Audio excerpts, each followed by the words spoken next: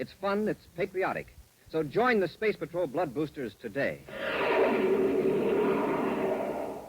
Space Patrol, an original Mike Moser production starring Ed Kemmer as Commander Corey and Lynn Osborne as Cadet Happy, was written by Lou Houston and directed by Larry Robertson. Other players were Ken Mayer and Norman Jolly. Dick Tufeld speaking. Now, don't forget to tune in next Saturday and every Saturday when Wheat Chex, Rice Chex, and Good Hot Ralston again present the new exciting Space Patrol.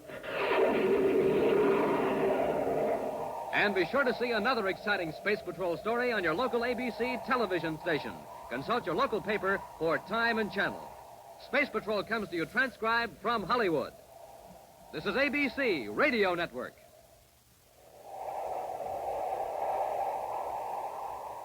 Wheat Chex, Rice Chex, and Good Hot Ralston present Space Patrol!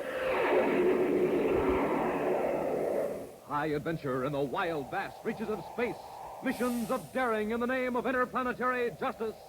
Travel into the future with Buzz Corey, Commander-in-Chief of the Space Patrol. In today's transcribed adventure, Buzz and Happy have just entered a spaceship in Neptune City spaceport in search of a traitor against the United Planets. They pause in the open hatch a moment. He may be up forward, tampering with the controls. Wrong guess, gentlemen. Commander, look out! Stay where you are, Cadet. Oh, yeah? Cardo, put down that gun. Don't try to get to your feet, Commander. You'll get what the cadet got. What are you doing in this ship? Preparing it for its last voyage.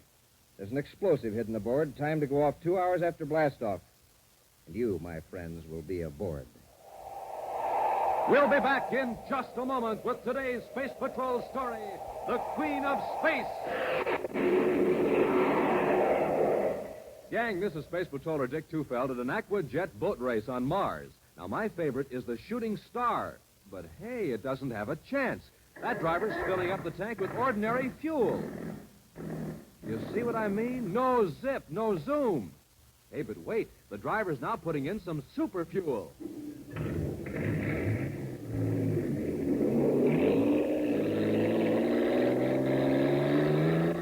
Wow, look at the Shooting Star go. Bound to be a winner now because she's supercharged. Supercharged with super fuel. Now, you want to be a winner, too, don't you, gang? You bet. In sports, in school, in everything you do. Well, then remember the story of the Shooting Star. Ordinary fuel, ordinary start. Super fuel, super start. So don't wait. Get supercharged.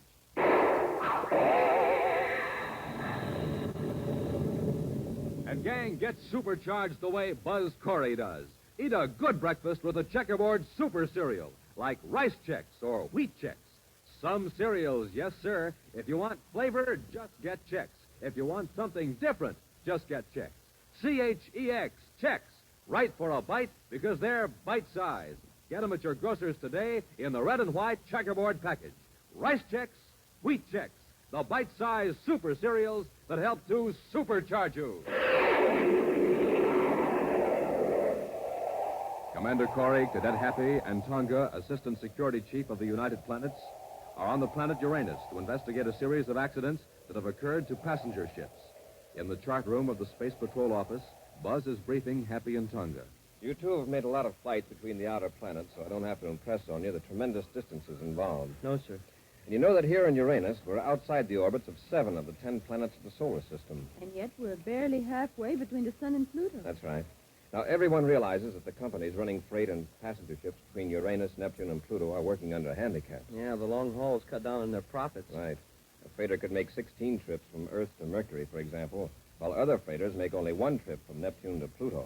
But that doesn't explain all these accidents on the outer planet runs. No, it doesn't, Tonga. At least not entirely. Unless the companies are cutting down on safety checkups to save money. Robbie and I thought that was the explanation at first. However, it's a pretty short-sighted company that would cut corners on inspections, especially when it keeps losing ships like Spaceways Incorporated. Now, one good thing, no passengers have been lost. No, not yet. It's our job to find out what the trouble is before any human lives are sacrificed. Well, from the reports, Spaceways Incorporated have had most of the accidents. Yes. Of course, they are a new concern. They haven't had the experience that transorbit lines have had. Commander, isn't Transorbit operated by a woman? Yes. And she's a very capable manager, according to all reports. Her name is Jelna Fenton. Well, I thought Transorbit just handled the inner planet surface. Yeah, they did until recently. But now they have half a dozen ships on the runs between Uranus, Neptune, and Pluto. Have they been having trouble, too? Yeah, a little, but not nearly so much as spaceways. Now, our regular Space Patrol inspectors haven't been able to find the source of the difficulty.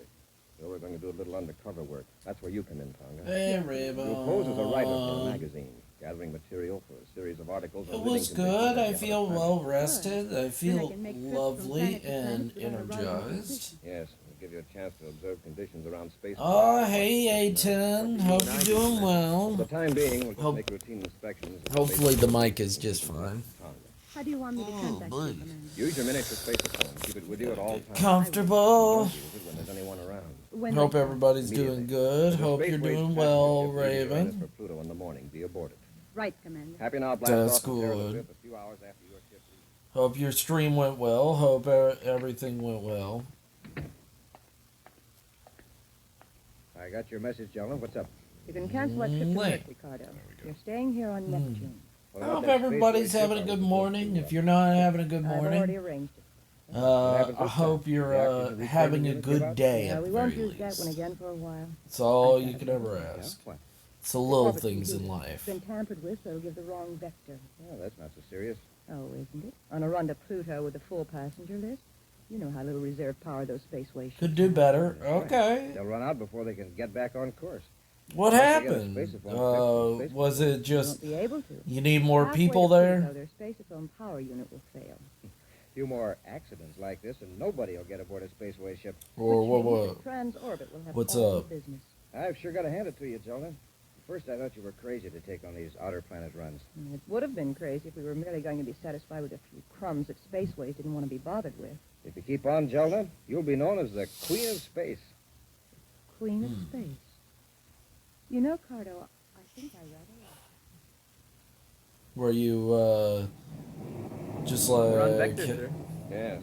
You know, that's the fourth time you've checked in the last half hour. We're on Oh, automatic. okay, all right. Look, I have to understand. do something to keep busy. I We're understand still 10 where you're million coming DUs from. Pluto, and I've read every tech manual in the ship. Imagine having to make this I run was every like, day. oh happy on no, a did your plane. stream? No, Did thanks, I something go happen on crazy. your stream? Oh no, you're just not feeling good. Oh, okay. Maybe That's a she's getting bored, completely too. different Corey feeling. here. Go ahead, Tonga. Commander, something's wrong aboard this passenger ship. Well, what's the trouble? Where are you? I'm in my private compartment. I think the ship is off course. Happy, get a fix on Tonga's signal. Yes, sir. What makes you think you're off course, Tonga? I overheard a couple of the crew members whispering. They don't want to alarm the passengers, but I know the steward is I very do hope worried. you feel better, Probably should Raven. get off I know it's very difficult, and also it's really late right The now. space phone is out of commission. Does anyone aboard What? know you've got a miniature space Should phone? be. No, Commander. It's a I've got 7-hour fixed it. Sure are off difference. course by nearly 30 degrees. Did you hear Should that, be Tonga? what? And they must have been off for Like- some time. There are thousands of DUs from the regular space lane. Now, Tonga, listen. I could Closer spacephone to correct the course for you to afternoon get to the right pilot, now? but that would mean somebody would know you're a space patrol agent. Or Of course, if your nighttime ship is really already? in trouble, I don't think so, at least not yet. well, then Happy and I'll change vector and come close enough so that the pilot will pick us up in his viewscope. He'll naturally follow us. And you lead the ship to Pluto. Well, Hope just a you get minute. some Got the rest. position charted, Happy? Yes, sir. But if you you're just about need to chill here. out, you're all good. It's Tonga, all you're good. much closer to Neptune than to Pluto. These outer planet ship line operations don't have too much reserve power. We'll lead you back to Neptune. All right, Commander. We're changing vector now. We should be in viewscope range in about half an hour. Wow. Go out and mingle with the passengers. Contact me if any serious trouble develops. Right, Commander. Corey out. Fuck them. Well, Happy, what was it you were saying about this Pluto? You don't need them in your life.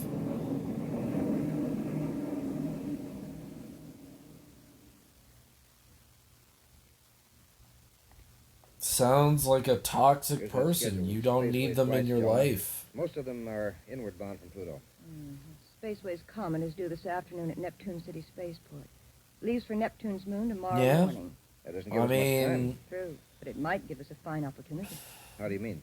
With a short haul look, to the moon I'm coming up not tomorrow. saying stop Yeah, being their so the maintenance friend, crew but won't do much also work on the ship. like Yeah, that's right. They'll wait till he gets you back. don't need Unless there's something that shit needs like that in your immediate life. All right, Cardo. Keep an eye on the And comet people when it like comes in. that At are that just long gonna run from drag Pluto, you the down. pilot and the rest of the crew will probably head for town for a good time. Yeah, you're right, Jonah.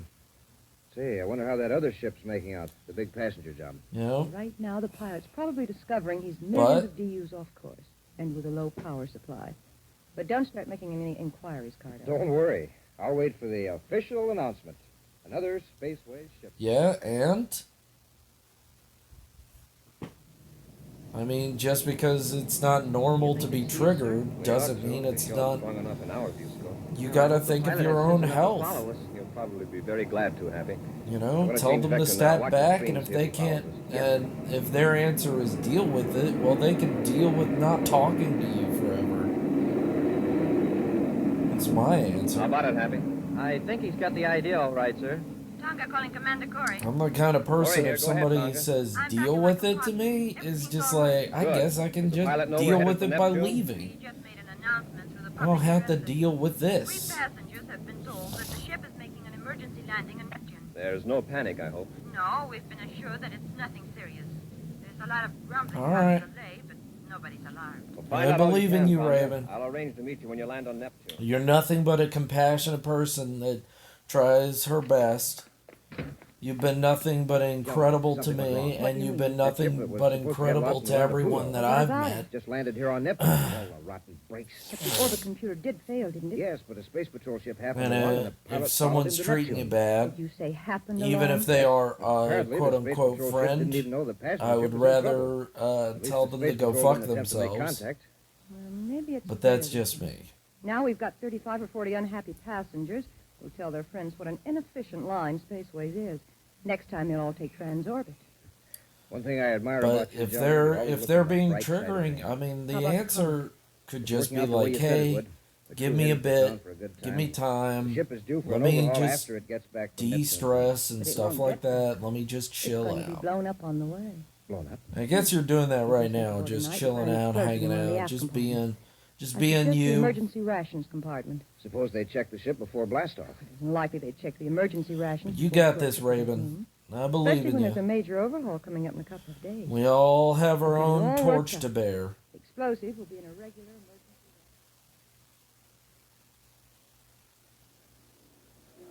I've looked all over the spaceport, Commander, and I can't find Tonga. I wonder what's delaying her. She's had plenty of time to check in at the space hotel and get back here. Shall I look again, sir? And maybe she's over in Wing B. Oh, here she comes, Happy.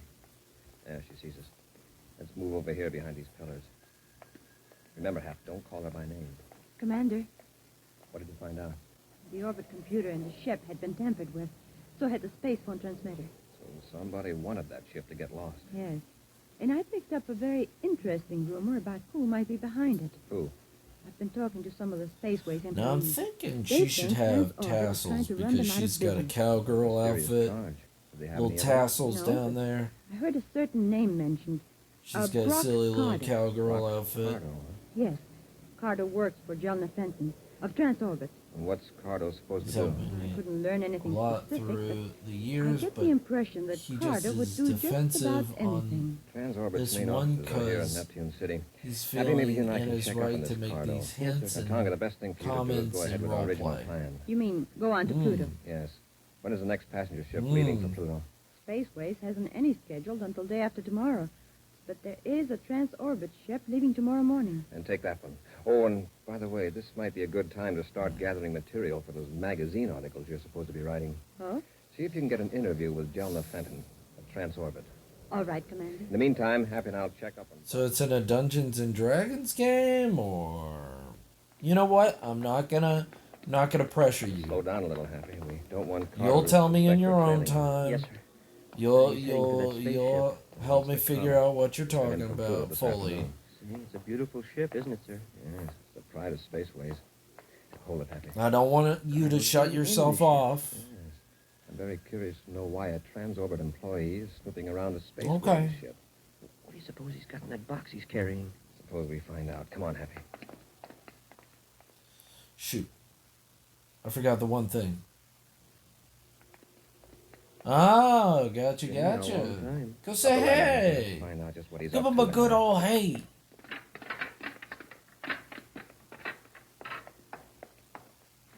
Which way, sir? Look up forward. He may be tampering with the controls. Wrong guess, gentlemen. Commander, look out! Stay where you are, cadet. Oh, yeah? Cardo, put down that gun. I'll try to get your feet, Commander. Forget what the cadet got. What are you doing in this ship? Preparing the Comet for its last voyage. What do you mean?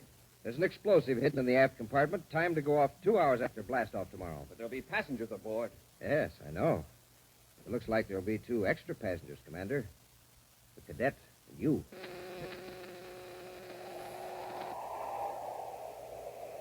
We'll be back with Space Patrol in just a moment. Gang, this is Space Patroller Dick Tufeld speaking from the Interplanetary School Stadium on Terra. Just saw a swell football game here. Listen to this crowd cheering the winners.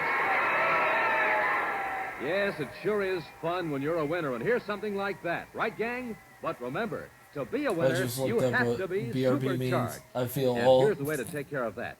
Eat a good breakfast It's with okay, rice checks Ted. or It's wheat all checks, right. the bite-sized super cereals that help to supercharge you. I just feel Delicious? so Why, dumb. there's sure plenty of zing in that rice checks flavor. I have And been man, there oh man, before. I Rice Chex literally biscuits was are like, toasted when and somebody frosted to make used them that for the crisper and first crisper. time, And I was Wheat like, Chex, what? Ah, there's a flavor What you're do you right in the mood say? for. Now remember, it's fun to be a winner, and here it is. It's like, oh, be right back. And I'm So like, move right up and oh be my a winner. God, I Move couldn't right up to even the table sound for a that out. breakfast that I couldn't supercharges even, you. A good like, breakfast with think Rice that Chex out in my or own Wheat head. Chex.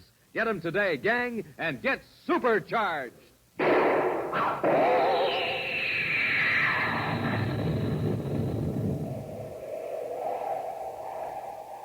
At the Neptune City spaceport, Commander Corey and Cadet Happy I'm entered a trying spaceship to to make a apprehend the laser gun suspected that saboteur. The doesn't saboteur, Brox Cardo, attacking Buzz and Happy by surprise, put them to sleep with a ray gun. Now, heavily bound and gagged, they're locked in a compartment in the spaceship in which Cardo has planted an explosive, timed to go off 2 hours after the ship blasts off for Neptune's moon. Meanwhile, following Buzz's instructions, Tonga has called on Jelna Fenton, head of the Transorbit Space Lines, in her office on Neptune City. To obtain information, Tonga is posing as a writer for the Interplanet's weekly magazine. You've given me some very interesting facts, Miss Fenton. I won't take up any more of it. Jelna, Oh, excuse me. Oh, it's quite all right. I was just leaving. This young lady is writing an article about us for the Interplanets Weekly. Well, that's fine. Thank you again, Miss Fenton. Goodbye. Goodbye, and I think you're very wise to take a transorbit ship to Pluto. Thank you. The girl's not much of a space traveler. She was on the ship that got lost, frightened her to death. That's all? Now I am glad that ship got here safely. She'll write up her horrible experience on a spaceways ship and give Transorbit a nice plug. Yeah, swell. Now, what I wanted to And tell I you... managed to work in that line of yours. You know, calling me the Queen of Space. Oh, of course, I did it very modestly. Oh, sure, Jelna. But listen, I planted the explosive in the Comet, all right? Oh, good. Did anyone see you? Yes. Commander Corey of the Space Patrol. What? Don't worry. I took care of him and his cadet both. They're locked up in the ship. When the ship blows up tomorrow, they'll Wait.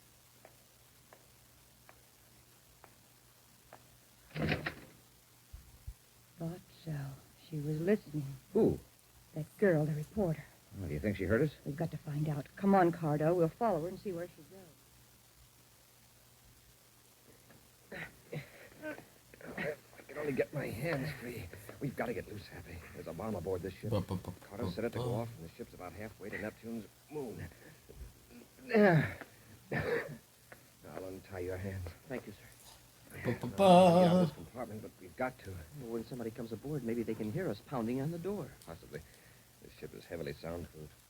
Can't even hear the roar of the rockets when... I wonder. You mean maybe we've already blasted off? It could be. Listen. No. I don't hear anything. There's no telling how long that ray gun put us to sleep. If we're in flight now, that bomb may go off any second. Look, let's try banging on the door. All right, Hap. Hey, open up. Open up. Anybody out there? Open up. But wait a minute. Do you hear anything? Somebody's heard us. Tonga! Commander. Happy, are you all right? Yes, Tonga, but how did you know we were here? I overheard Carter tell Jelna. So we haven't blasted off. Obviously not. Now, we got to find that bomb and get it out of the ship. Yes, sir. Commander, I think Carter and Jelna are after me. They may think so, Tonga, but as a matter of fact, we're after them. As soon as we fix that bomb, we'll be on our way. Let's get at it, Happy.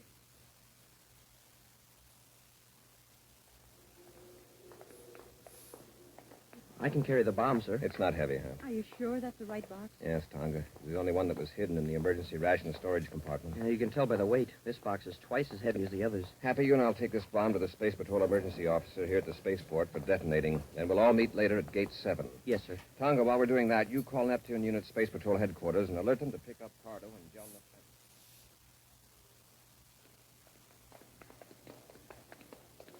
There they are. We're too late, Jelna. That girl set them loose. Why didn't you give the commander and that cadet another blast with a ray gun? It would have kept them unconscious till after the comet blasted off. And what difference does it make now? The girl found them. Makes a lot of difference. Commander won't lose any time in getting out an alarm for us. What do we do? Well, let's get to our ship and blast off. We've got to get off Neptune. Yeah, we got to get off Neptune before Corey has a chance to alert the Space Patrol. Oh, wait. Girl's leaving and coming this way. Get out of sight before she sees us. I'd like to really fix her. Never mind the girl. Wait a minute. It might be a good idea to take her with us. What for? Don't be an idiot. You've got that ray gun, haven't you? Yeah. Then get her. All these people around? Come on. If we handle it right, nobody will notice. Just have that gun ready. Now, Cardo. In a hurry, miss? Oh, why, Miss Fenton. What a nice surprise. You're not half as surprised as you're going to be. This is a ray gun on your back. Now come along quietly. Get moving out toward the ships.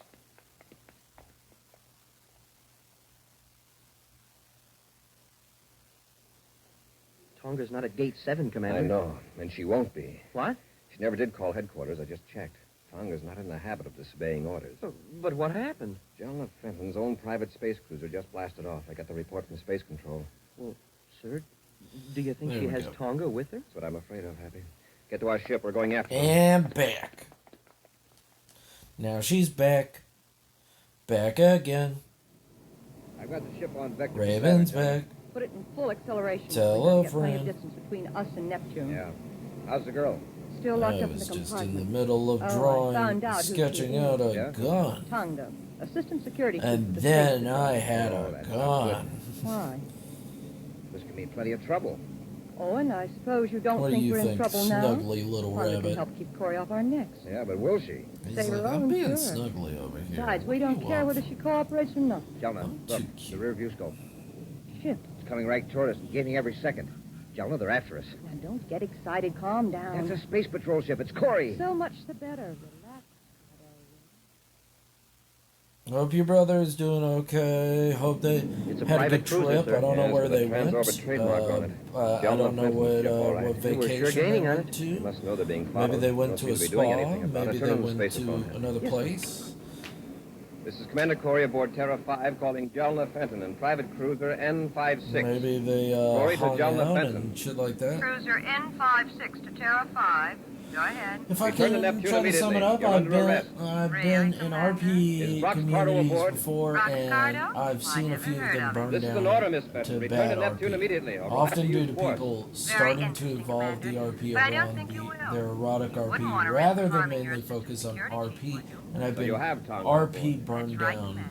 that way I a suppose lot. you think I'm bluffing. No, Jelna. Most I believe recently, it. I'm warning with you, my if you harm abusive Tonga in assets. any If way... you don't want her Ooh. harmed, then I suggest There you we go about your go. own business. Goodbye, Contacts. Commander. Jelna, listen. Tonga calling Commander Corey. Hey, Tonga's still got a Hey, miniature don't worry. space phone, and she's on her private Don't worry, cruiser. Raven. You Go ahead, Tonga. are doing a Commander, lot I'm better aboard at Jelna writing Fenton. than I am. I know. Happy and I are right behind you. I just talked to Jelna, and she refused to return to Neptune. I've tried to He's get out of the got a dot. compartment, but I can't. It's locked. Right Well, now, listen, this Tonga. guy Right now, and Jelna his has the upper partner hand. are We hitting join airlocks every with her single ship. RP She'll carry out her threat to to harm you. that they are Have to let banging it each Yes, other. that still doesn't help your case. Where is your compartment? Amidship, on the starboard side. I'm going to try Well, something, I mean- Tonga. Maybe a little risky, but in the long run, you'll stand a better chance of getting away. Anything you say, Commander. You know, Whatever you it, do, don't let Jelna it know could have been worse. Miniature spaceophone. Yes. it Obey could their have orders been exactly. worse, Hurry but out. I see where Tell me you're when I turn getting. my space I to get see me where an you're atomic force. hinting at. Atomic torch, yes, sir. Hurry. I'll pull up Hmm. close to Jelna's ship.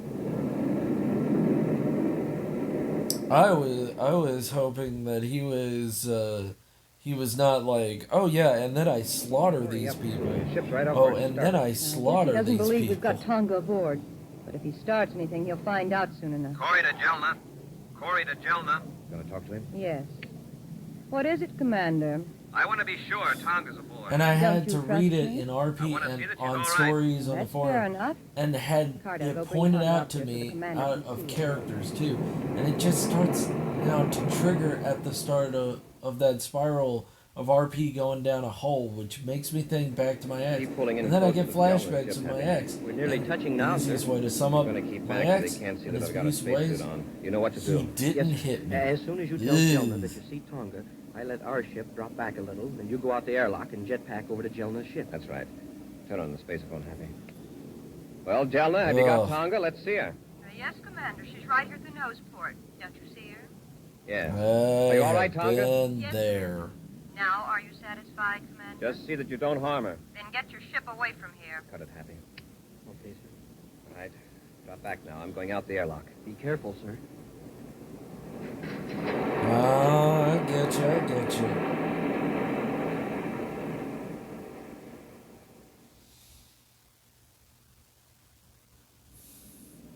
Yep. Corey's pulled So the I ship wanted away. to ask if Good, he you could finally just got some cool sense. it with I the was afraid hints. for a while he was going to connect airlocks. Would have been bad for tongue if he had. I'll take her back and lock her up again. All right. Never mind. I'll take care of her. Well, with people like Don't reach that, that there gun, is no Carlo. cooling it down. Let go of me, Tonga. But I just guess I need to grow Drop a it, thicker Carlo. skin. All right, you asked for it. I mean, I'm not trying to tell you anything. I'm I just just telling think- you that, Raven, How did you knowing get aboard? people like that, Doesn't the spacesuit give you a they're hint? not going to I cool came it in through the down. airlock. I triggered the latch with an atomic cutting torch. Tonga, you can let go of Miss Fenton now. I've got her covered. Yes, Commander. We'll lock them up after I contact Happy. Commander Corey calling Cadet They're Happy. going to made it, just sir. be Right, Happy. Tonga and I've got awful Carlo and and Miss Fenton. insensitive She seems and pretty not give a unhappy. shit. I suppose she's 'Cause disappointed they because there won't have be to an get article their about her wing- in the They have Interplanet to Weekly. get their wing We'll tell her to cheer up, cleaned, sir. if you know what I There'll be a mean. nice long one about her in the next Space Patrol crime report.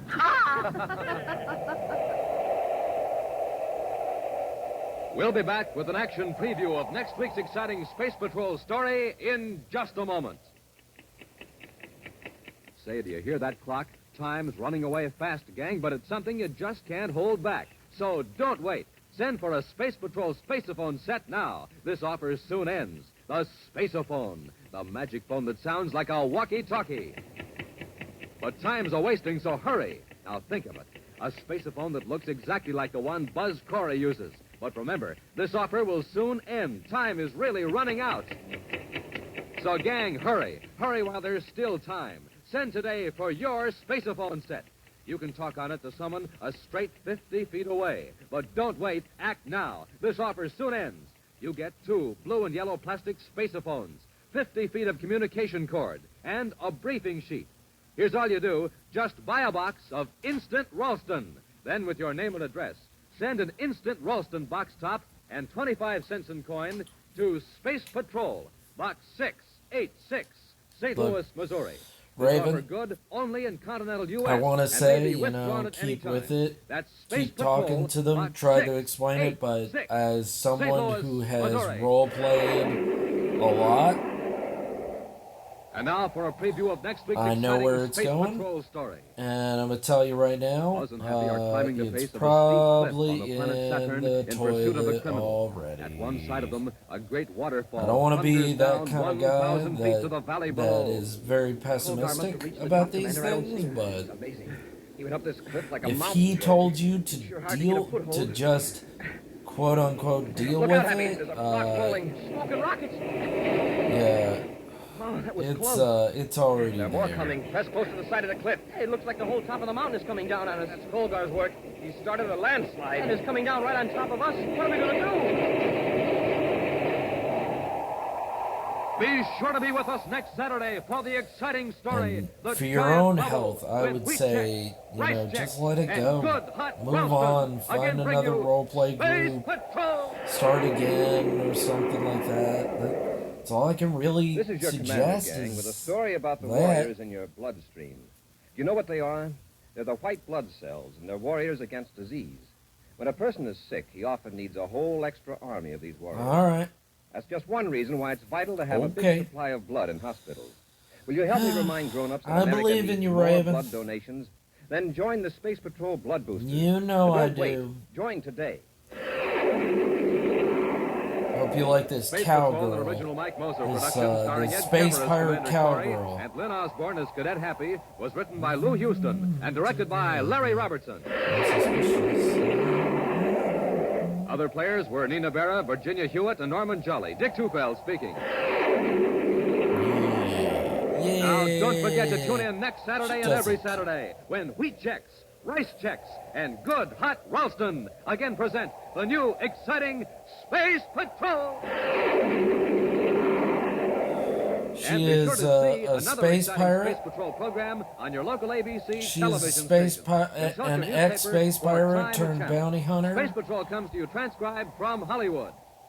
This is Who has a tattoo on her tail that says what she thinks says fierce. She is now a bounty hunter. She's working with a few bounty hunters, Missions of daring in the name of interplanetary justice. which are two other players, and it's funny. She thinks space bounty hunters wear cowboy outfits. On the Martian desert, 100 So, miles from the nearest city. They've just come to an expanse of tiny green plants carpeting the desert for miles. Something's wrong with my throat, Commander. She's never met a bounty hunter in real IRL, Dust coming up from the ground. so she's just going off what she knows off the media. Poisoning the atmosphere. It's getting worse, And Commander. what's still worse, these are poisonous lichens. Poison? What are we going to do, sir? We can't go back. Well, if we go on, these plant spores will paralyze our breathing muscles. We'll suffocate. We'll be back in just a moment with today's Space Patrol story. She's like, The yeah, Electronic Burglar. they have things like this, right? Say, you want to have some fun, gang? Well, listen to this jet cycle. There's nothing in the tank but ordinary fuel, and here's the result. Just a putt-putt. That's all it is with ordinary fuel, but pour in some super fuel.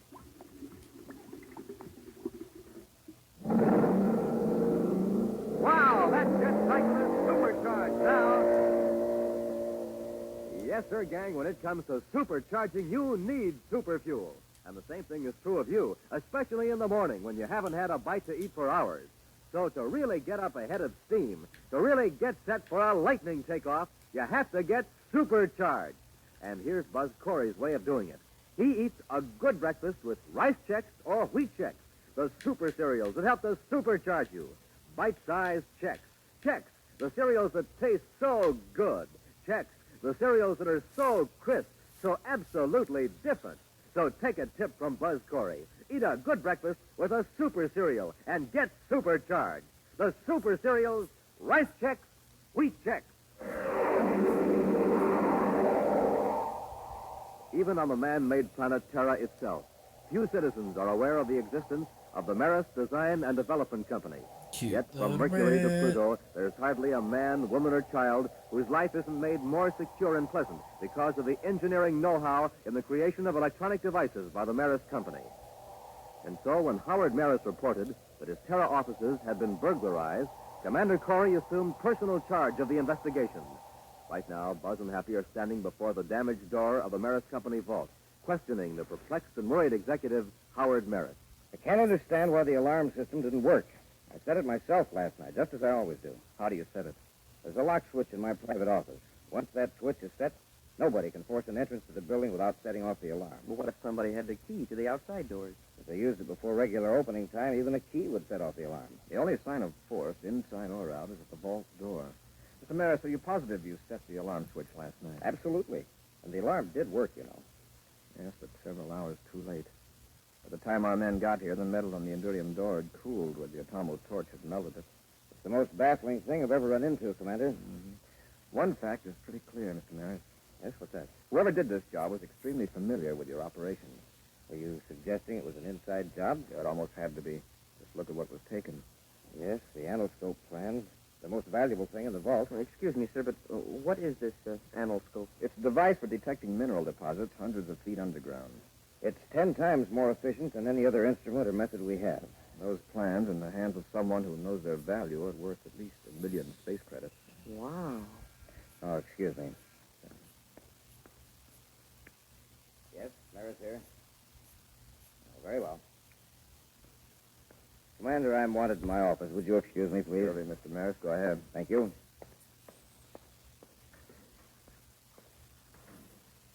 Well, Commander, if it was an inside job, why did the thief have to use an Atomo? All right. Thank you for coming in. Thank you for being awesome and sweet. I didn't know Maris. I hope everything goes well. Involved in the robbery. Well, how about his chief engineer, Cheller? All We're supposed to right. agree to a brainograph test. Well, Pass it. it's very They've worked easy. with You Robbie and me put on top you secret put projects food on a number of times. plate, Maris and Chella are and then you exceptionally eat honest. Well, the said security department food. men have gone over everything and haven't found a single It's clue. very What's the next easy. step? It's very The simple. I know it sounds Have a look difficult, at this. Why? but I know you got it in you. Floor I of the vault believe here. in you. It looks like broken glass. It is. Somebody dropped his glasses. Gather it up carefully, Happy. Yes, sir. I'm very Well, bad, there's hardly Raven. anything left but slivers. Don't cut yourself, but get all of it. I'm Maris very doesn't wear bad. glasses. Don't listen Neither to does me. Chella. Happy, don't mention Sometimes this I'm to very anyone. We'll have sarcastic. a checkmate on Maris employees to see who does wear glasses. I'm very. I'm gonna apologize for that. That was my B. That was my All right, B. Happy. You'll turn it over to the lab. Goodbye, Stokes. So long, Maris, and thanks. Don't make that any time. Now, Commander, you mentioned a brainograph test. Whenever you're ready. Fine, Mr. Maris. By the way, the man who just left, he looks familiar. Oh, that was Ward Stokes. He's a precision machinist. Yeah. There's special assignments for me from time to time. She's Oh, wearing sure, I some remember him now. Spanx. About a year ago, Major Robertson had him Some working a special viewscope Spanx for the to security really lab. get those that's so? legs. I had him real in mind for tight. the anoscope job. Did you Just discuss wearing it with him? some Oh, no. Spanx. No, I wouldn't do that until I'd checked with security. That's our standard policy on really important jobs. Stokes just dropped in to pick up an instrument case he left in my office. I see. Your man, Captain Scoville, talked to him. Captain Scoville and his men will remain on duty here for a day or two, Mr. Maris, checking the alarm system. Yes, Commander, I understand. They won't interfere with your regular operations any more than they have to. Now, if you'll get Cheller, Happy to take you to headquarters for the brainograph test.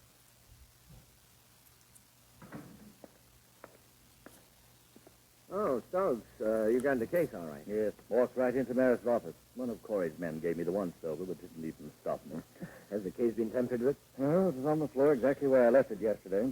After all, it looks just like what it's supposed to be, an instrument case. Yes. Not even Buzz Corey would suspect this small box of being an electronic burglar. And now that we've got it back here, no one will ever suspect. Oh, I see you found your spare glasses. Yeah. You know, I worn glasses for 30 years, and I never broke a pair till last night. And you never cracked a safe till last night either. Or did you? Well, if I did, I wouldn't have been so awkward when I removed the protective goggles. Well, it was a small price to pay for what we've got. Yes. That reminds me, you better put that robot burglar away and help me copy the anoscope design. Where do you want me to put the burglar? In the staging room for now. All right.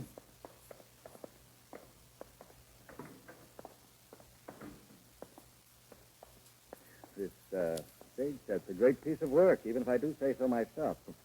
Startling duplicate of Mer's private office. Well, it would have to be, wouldn't it? Otherwise, we couldn't have trained our mechanical helper to find the alarm switch in the real office. You know, I've made dozens of machines operated by electric eyes, but until you came along, it never occurred to me to, Yes, to make a machine that works for you instead of somebody else. Yes, Bartram, I guess that's it.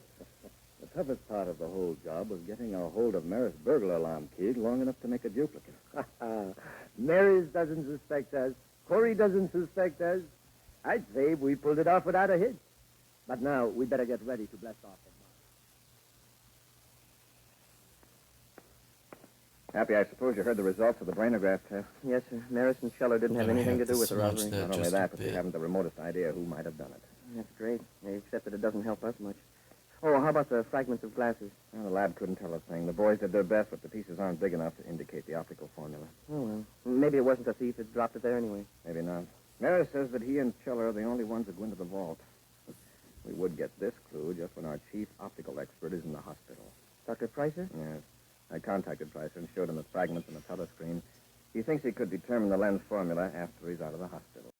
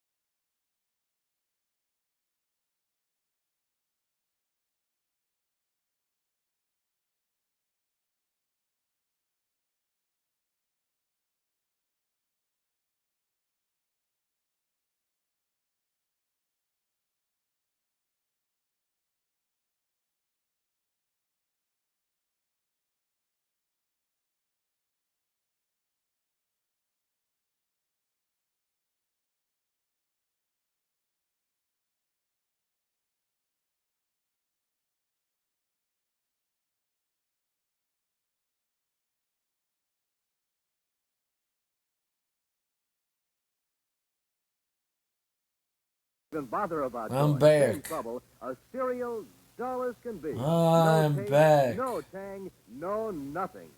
Now, here's another Sorry, youngster going to everyone. I breakfast. was just a sleepy. Ah, no wonder he's in a hurry. He's And really I going had to for talk breakfast to my because mom. This fella does what Buzz Corey does. He has a checkerboard super cereal for breakfast every single morning. Rice Chex or Wheat Chex. The cereals with that modern bite-sized design for easy eating. And boy, it's not just the size that makes Chex easy to eat. It's that flavor. Man, oh man, Chex have a flavor that keeps that spoon of yours going up and down, up and down, up and down until the cereal bowl's empty.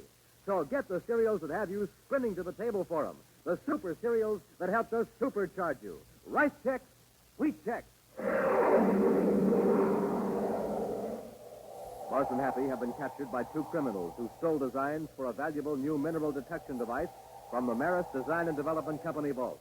The thieves, Stoke and Boucher, have locked a space patrolman in a compartment on a spaceship and are heading for a hideout on the Martian desert.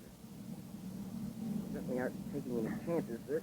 My wrists are tied so tight, my fingers are numb. If we can work loose before the ship lands, we might be able to fight our way out of this mess, Happy. Keep at it. Yes, sir. Now, they cut the rocket. Still have increased gravity pull? Yes, sir. They're carrying out their original plans. It means we're landing on Mars. We've got to work fast before they can land.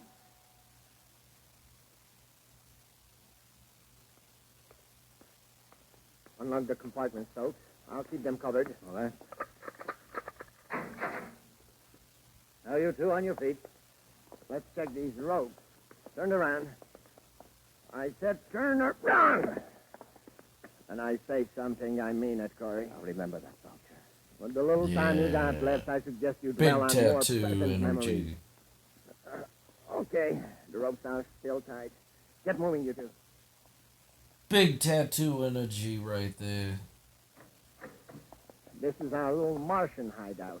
Sure is a filthy little hideout. Well, maybe we'll let you clean it up before we do away with it. Oh, man. Let's get some heat on. I'm freezing. Stokes, you're going right back to the ship and blast off for Lowell City.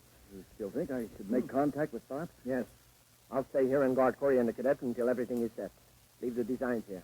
I'll put them in the cupboard. All right.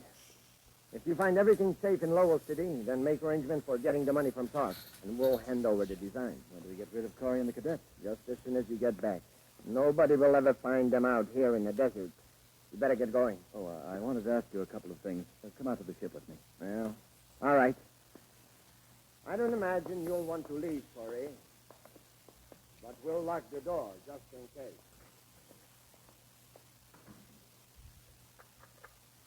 Well, sir, we've got until Stokes gets back to get out of here. Even if we overpower Boucher, we'll need Stokes' ship to escape. Do you see a space phone in here? No, sir. But maybe there's one hidden around someplace. Happy, there's a heating control. Kick the switch with your foot. You cold, sir? No, but put it on full, quickly. Yes, sir. There it is. Good. Now, if this room will just heat up in a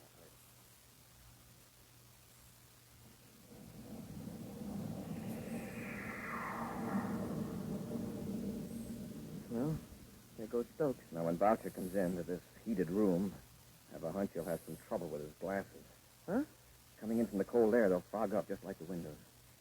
Yeah, then we can rush him. The best we can hope to do is knock him down with a headlong dive until we can get our hands free. Here he comes. Get ready. Yes. All right, gentlemen. Now we'll just relax. Oh, you got the heat on. I told you space patrolmen wear hardy souls, accustomed to cold. Confound it. My glasses are... Okay, Happy? Get off of me. He dropped his gun, Commander. Kick it out of the way. That's it. Can you handle Boucher with your hands tight, sir? I won't have to. They're loose, Happy. All right, Boucher. Let go of me. And stop struggling. On your feet. I'll take the gun, Happy. Boucher, untie the cadet. Wait till I get my breath. You knocked all the wind out of me. It's all right, sir. The ropes are working loose. Good. Boucher, is there a spacephone in this building? No, there was a portable set on the ship, but I forgot to bring it in. You just have to wait till Stokes returns. You get a nice surprise when he walks in that door. Should we tie Boucher up, sir? That might be a good idea. You won't have to watch him so closely. Boucher, get away from that cupboard. I'll get him, Commander. They're not there. They're gone. What are you talking about? The anoscope design. Stokes never put them in a cupboard. I saw him walk over there. He double-crossed me. The dirty rat. What good would they do you if they were there? Don't you see? Stokes isn't coming back, and we're stuck here. He's right, Happy.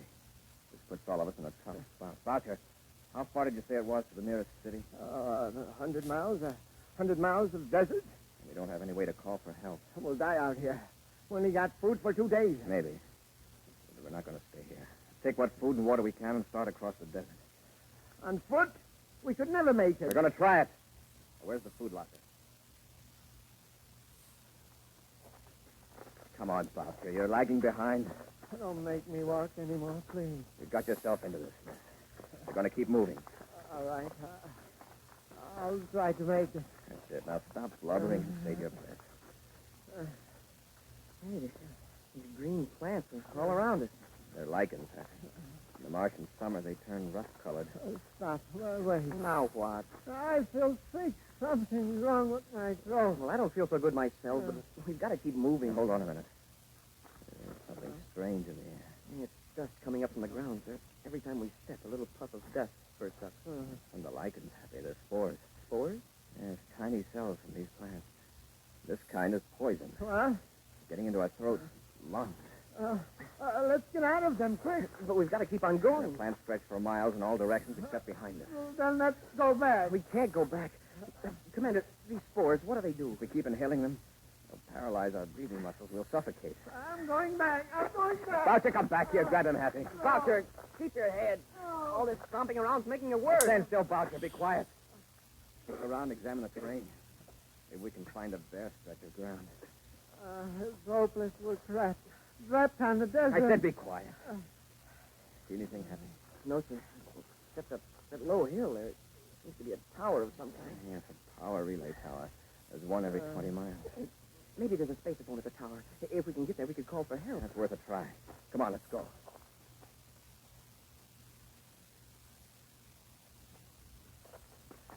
Come on, Boucher. Just a few yards more.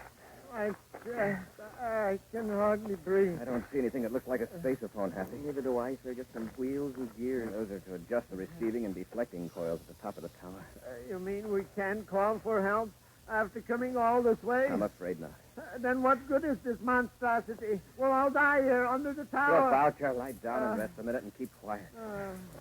Sir, by looking at the coil, can't we tell the direction to take to Lowell City? Yes, but it's straight across those poison lichens. Now, wait a minute. If we were to turn those wheels, it would interrupt the power beam. The beam would miss the next relay tower. Yeah, they'd have to send somebody out to investigate. Oh, then do it. Turn the wheel. Cut out the power. Boucher, do you realize that human lives may depend on that power beam? Well, what about our lives? Our lives depend on it, too. Turn it off. Well, what we might do, Happy, might deflect it slightly, just enough to register on the instruments at the monitor station. Well, how could we be sure we weren't turning it too far? See that dial? It points to 0. That means it's right on the beam. The red lines on either side are the danger limits. Here, let's release the holding mechanism. Now we'll turn the wheel carefully. The indicator's still on 0, sir. The control mechanism has a high gear ratio for accurate focusing of the beam. Now it's moving, sir. Halfway to the danger line. That ought to alert the maintenance crew. Now we'll spin the wheel the other way, back and forth.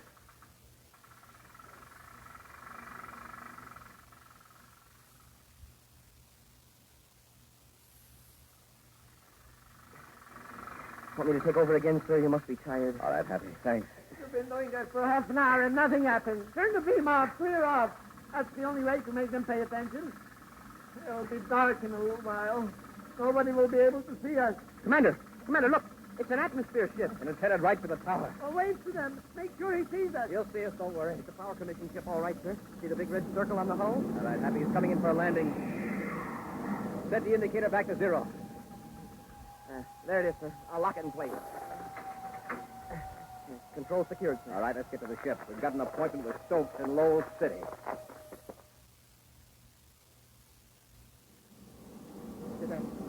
I told you and the commander how you can pick up Stokes and the man who's going to buy the design. They will go on my record one day. Oh, sure, but I'm afraid it's a little late now to start thinking about getting off easily. Happy, I just talked to Lowell City Space Control on the pilot's spacephone. They're putting a guard around Stokes' ship in case he tries to blast off. Fine. When do we get to Lowell City? Voucher over to the spaceport guards and go after Stokes and Stars.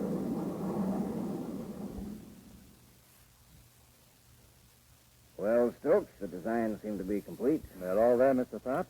Now I'd like my money. Of course. I'm glad you and Boucher changed your minds and made a straightforward business deal. The original plan was just a precaution in case we were being followed. But everything worked out so well. All right, Stokes. I'll take those plans. Corey. Get Tharp happy. I'll handle Stokes. Yes, sir. Where do you think you're going? Oh, All right, Stokes. Had enough? oh yes, Corey. Let up. I've got Tharp, Commander. Keep him covered. I'll get the anoscope design. Yes, sir. All right, Stokes. Move over next to your partner. Just tell me one thing. How did you get out of the desert? Well, Commander, why don't we let Boucher explain that to him? It'll give them something to talk about for the next several years they're going to be spending together. We'll be back with an action preview of next week's exciting Space Patrol story in just a moment. Say, you want to hear something funny? Well, listen to this.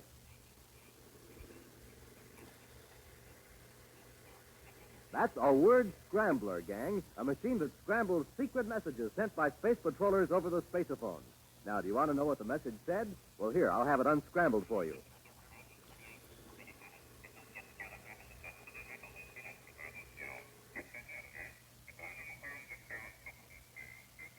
To get supercharged, eat a good breakfast with Instant Ralston. That's one of the most important messages a space patroller ever sent. Yes, sir, when you sit down to a good breakfast with good hot Ralston, well, boy, oh, boy, that's your day to shine. For Instant Ralston packs a wallop in every spoonful. It's rich whole wheat. Remember, rich whole wheat. That means it'll warm up your motor, tune up your thinker, help start off your day with a bang. Yes, that's the kind of start Buzz Corey gets. That's the kind of start you need to be a winner just like him. So come on, Space Patrollers, get supercharged. Eat a good breakfast with good hot Ralston. And now for a preview of next week's exciting Space Patrol story. Buzz and Happy are on Venus on a farm where food is chemically grown in large tanks. As they walk toward a building where Tonga is held captive, huge sun mirrors atop several tall towers turn ominously toward them. Oh, the rocket, Commander, is really getting hot all of a sudden. Yes, waves of heat. Even for Venus, this is unusual. Oh, my eyes. What a glare. Happy, don't look at those reflectors. They'll blind you. Let's run for the building and get out of this sun. Hap, look out. They're focusing those sun mirrors on us. A whole battery of them are pointed right toward us. Maybe we can dodge them. Run back this way. Commander, they've got us surrounded by those heat beams, and they're closing in. They hit us with all those at once. We're finished for good. Be sure to be with us next Saturday for the exciting story, The Space Shark, when wheat checks, rice checks, and good hot Ralston again bring you Space Patrol! And now here's a message from Commander Buzz Corey. Here's a little riddle. What is it that is scarce, valuable, and necessary, yet given away free? The answer is blood, the gift of life. Yes, when grown-ups give blood at the Red Cross Center, they don't receive money, but they do receive the wonderful, deep-felt satisfaction of knowing they helped save a life. Now, how would you like to help me get more people to save lives? Join my Space Patrol Blood Boosters. It's lots of fun, so how about it? Join today. Space Patrol, an original Mike Moser production, starring Ed Kemmer as Commander Corey and Lynn Osborne as Cadet Happy, was written by Lou Houston and directed by Larry Robertson. Other players were Bela Kovacs, Ken Mayer, and Norman Jolly. Dick Tufel speaking. Now, don't forget to tune in next Saturday and every Saturday when Wheat Checks, Rice Checks, and Good Hot Ralston again present the new, exciting Space Patrol! And be sure to see another exciting Space Patrol story on your local ABC television station. Consult your local paper for time and channel. Space Patrol comes to you transcribed from Hollywood. This is a... Yes. Yes. Wheat Checks, It's all Rice coming Checks, together. and Good Hot Ralston presents Space Patrol! High adventure in the wild, vast reaches of space. Missions of daring in the name of interplanetary justice. Travel into the future with Buzz Corey, Commander-in-Chief of the Space Patrol.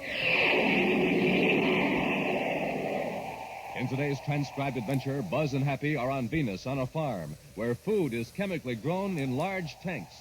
As they walk toward a building where Tonga is held captive, huge sun mirrors atop several tall towers turn ominously toward them. Smoking rockets, Commander. It's really getting hot all of a sudden. Yes, waves of heat. Even for Venus, this is unusual. Gee, my eyes. What a glare. Don't look at those reflectors. They'll blind you. Let's run for the building and get out of the sun. Happy, look out. They're focusing those sun mirrors on us. A whole battery of them are pointed right toward us. Maybe we can dodge them. Run back this way. Commander, they've got us surrounded by the heat beams, and they're closing in. If they hit us with all of them at once, we're finished. We'll be back in just a moment with today's Space Patrol story, The Space Shark. It's the cereal of the future, the real space cereal. The cereal that's different from any other cereal in the universe. The cereal you see on Commander Corey's own breakfast table. Delicious Rice Chex, the cereal with a flavor like no other flavor in all the universe. Delicious Rice Chex. Swell-tasting shredded rice, spun in that modern bite-sized design for easy eating. A real space cereal. You see, there's space inside those biscuits so they can fill up with milk or cream. Try it today, gang. The only bite-sized rice cereal in the universe. Rice Chex, the one and only official checkerboard rice cereal. Rice Chex, one of the super cereals that helped us supercharge you. Rice Chex, at your grocer's in the red and white checkerboard package. Get it today. Crisp and delicious, new and different, golden bite-sized Rice Chex. Commander Corey and Cadet Happy have just blasted off from the planet Saturn, where they've been investigating mysterious contamination of chemically grown food shipped from Venus. In the meantime, Tonga, the assistant security chief, is also doing some undercover investigation work on Venus, working as a chemist on one of the farms. Now, through the nose port of Terra 5, Buzz and Happy watch Saturn's shining rings looming up large before them. Raise our vector about 5 degrees, Happy. Want to clear the rings with plenty of space to spare. Yes, sir. You know, it's too bad anything so beautiful is such a menace to spaceflight. But by the time you're close enough for them to be a menace, the rings are no longer beautiful. No, because you can see the individual hunks of rock making up the rings. And yet from a distance, they look as though you could ride a circus car around them like on a smooth racetrack. Only in this case, it's the racetrack that does the moving. Well, it's 1100 hours Universal Star Time, Happy. We ought to be hearing from Tonga pretty soon. I hope she found out more about how that food is getting contaminated than we did. Those samples we examined on Saturn turned bad after they arrived from Venus. So maybe the chemical farm they came from is still pure, huh? Not necessarily. Perhaps a chemical with a delayed action was put into the hydroponic tanks. Tonga calling Commander Corey. Tonga calling Commander Corey. Corey here. Go ahead, Tonga. Commander, how soon can you come to Venus? We just blasted off from Saturn. It'll take at least 3.5 hours. Something wrong? No, to the Bowed. I found out how those harmful chemicals are getting into the hydroponic tanks. Good. A group of racketeers are trying to force the farm operator. Bowed. Thank you for coming in.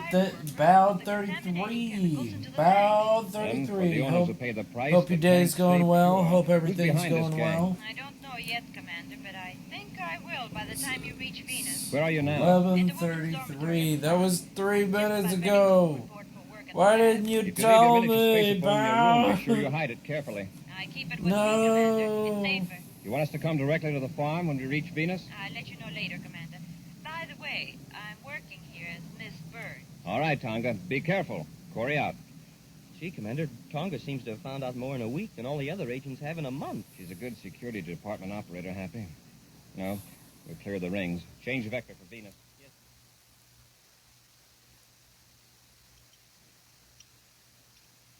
Ready for the spectroscope check on specimen 28, Mr. Baxter? All right, Miss Williams.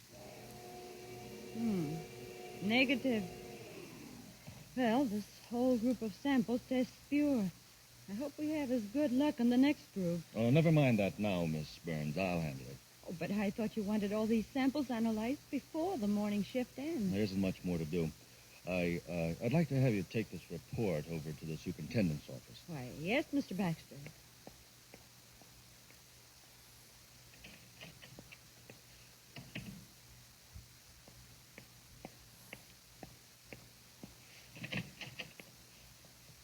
Come in, Eggle.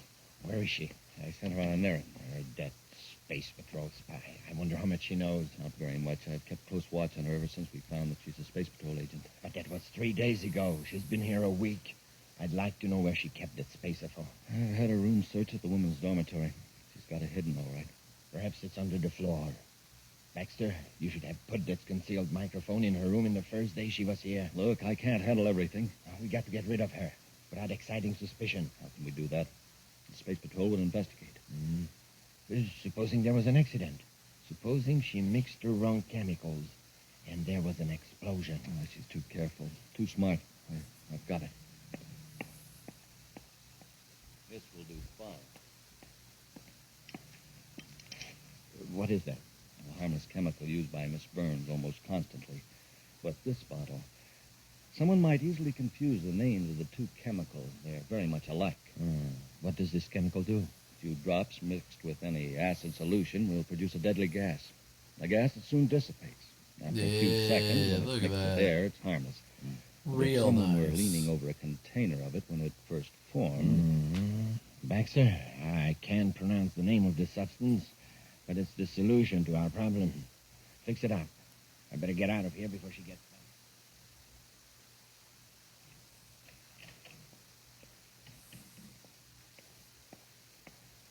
The superintendent said he'd check the report later, Mr. Baxter. Typical. He hollers his head off or something, then lets it sit on his desk for 3 days. Miss Burns, would you take over here? Of course. I've got to rush over to tank number 5. I'll be back as soon as possible. Right, Mr. Baxter.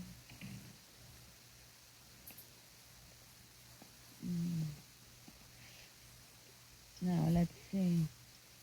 Tenatheric acid, 20 cc's. Oh, now where's the... Oh, here it is.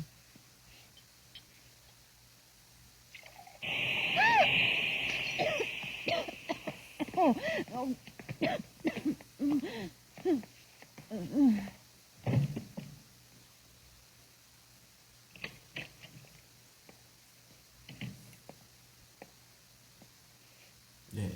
Work, Eagle. Is the gas dissipated? Do you think I'd be walking around like this if it hadn't? As I told you, it only takes a few seconds for the... Baxter, she's alive. Huh? Look at her. She's moving, tugging at her throat. She must have jerked her head back before it got into her lungs. Now what do we do? This makes it awkward. Let me...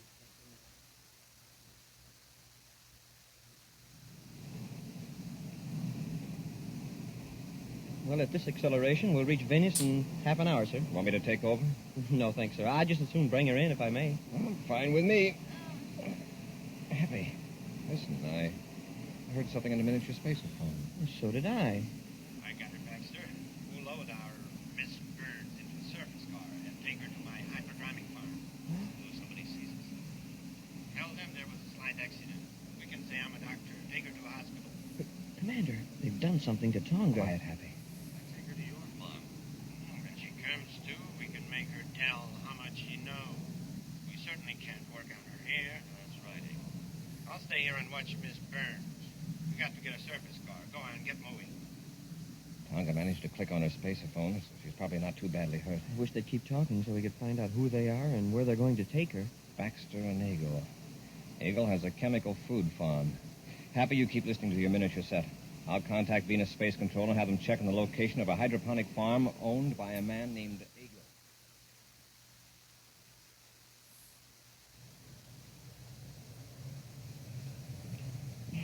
Our passenger seems to be very quiet back there. Well, apparently that gas just missed being totally effective.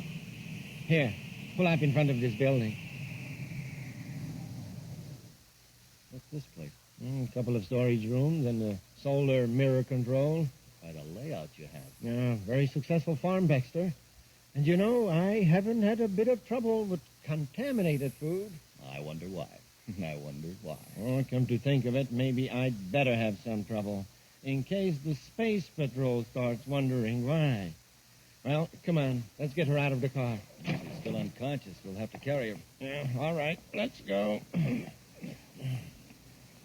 Spaceship. It's landing. Quick, get her inside.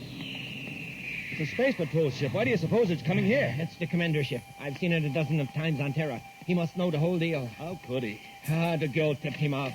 Probably has been waiting for days for some open move on our part. Big old cute little rabbit. What is it? Where's one of those storage rooms? Oh, wait, there isn't time for that now. Bring her in here. We got to stop Corey. Stop? How? Set her down here. Look, why don't we lock her up out of sight? Maybe we can bluff Corey out of it. He can't know anything. Well, he's obviously been to the other farm and knows the girl was taken away in a surface car. Nobody asked us any questions? No, but several people saw it. Why don't we get in the car again and get away from here? And be followed by Corey's spaceship? I'm not anxious to tangle with Corey. We won't have to. Come here. I'll show you something that will take care of...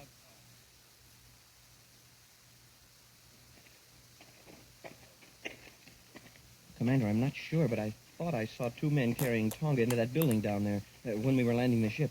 That means she's still unconscious. Yes, we've got to be careful, Happy. It's lucky she managed to turn on her miniature spaceophone. And even when Eagle and Baxter weren't talking, it picked up the sound of the surface car motor and led us right here. This farm is more than just a front. Looks like a well-run operation. Well, then why does Milton Eagle get mixed up in a gang of racketeers? Very likely he's one of the higher-ups, if not the kingpin.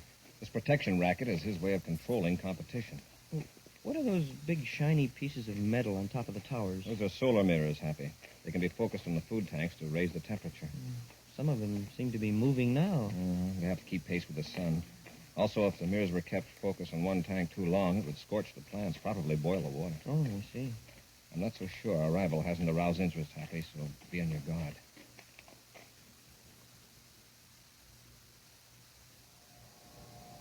Get the idea now, Baxter? I'm surrounding Corey and the cadet with circles of concentrated sunlight. What do you expect to do? Blind them with the glare? Yeah, wait till I converge all those beams in one spot, right on Corey and his friend. Eagle, wait, you realize the heat those mirrors put out? Yeah, quite well, Baxter. And I think this will serve to stop the space patrol permanently. Now watch. I'm going to bring the focal points together.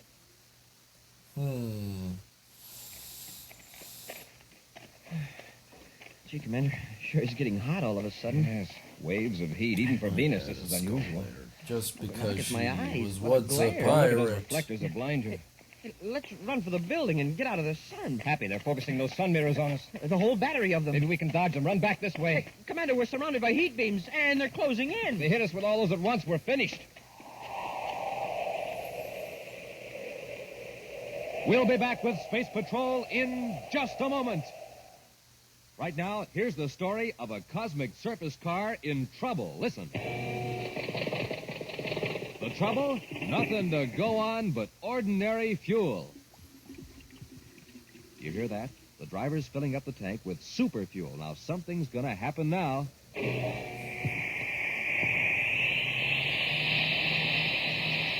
Boy, that cosmic surface car is really roaring now. That's because it's supercharged with super fuel. And the same is true with you, gang. What happens when you don't have a good breakfast? You're just a putt-putt. But when you fill up your tank with super fuel, man, you're supercharged. Now, here's how Buzz Corey does it. He eats a good breakfast with a checkerboard super cereal, Rice Chex or Wheat Chex. Wait till you taste them, gang. Boy, are they good. Flavor galore in every crisp, bite-sized biscuit. So get going, gang. Eat a good super cereal breakfast and get supercharged. Get the super cereals today. Rice Chex, Wheat Chex.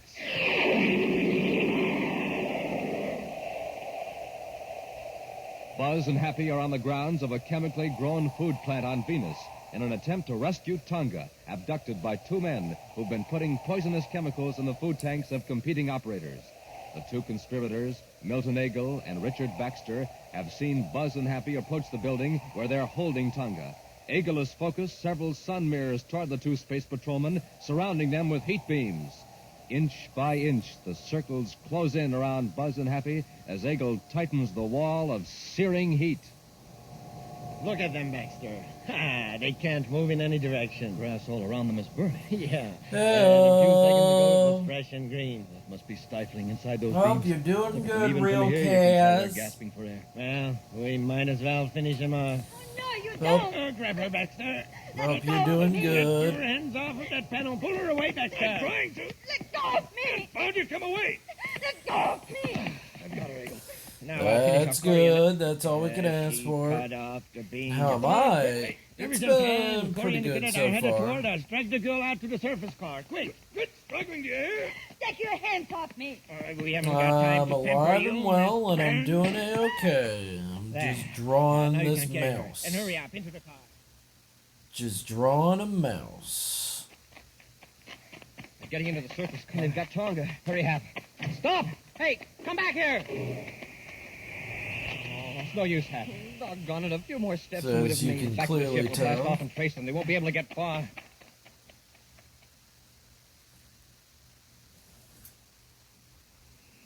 Yeah. Yeah, it's a little. We aren't away yet. She's They an look for us with their ex-pirate, ship. so Maybe put out the she roadblock. she Joe. just Why don't we has get rid of her skulls for all good? Throw her over out of the her. car. No, Because you I think fool. it's. As long as I she's with think us, it Corey can won't be get robbed. adorable. Where are you taking me? That's a good question. Where are we taking her? We're going to blast off for Neptune. Blasting up for Neptune? In the surface car? You must really have knocked your city. I don't think this I got a needs a spaceship in a design. private spaceport a couple of miles from here. With a little luck, we can blast off before Corey spots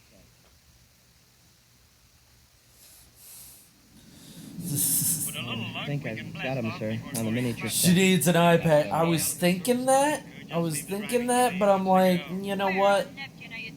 Oh, she's got it. You gotta see them peepers. Jeepers, creepers, gotta see them peepers. Jeepers, creepers, have to see them eyes. Where we won't be found. A big city be better. People wouldn't ask so many questions. I know what I'm doing. Well, we know where they're going to take her. Hope we can rescue Tonga before they get her aboard the spaceship. Hey, Commander, there's a surface car down there on the highway. Do you suppose that's the one? Very likely. Let's cut down our speed.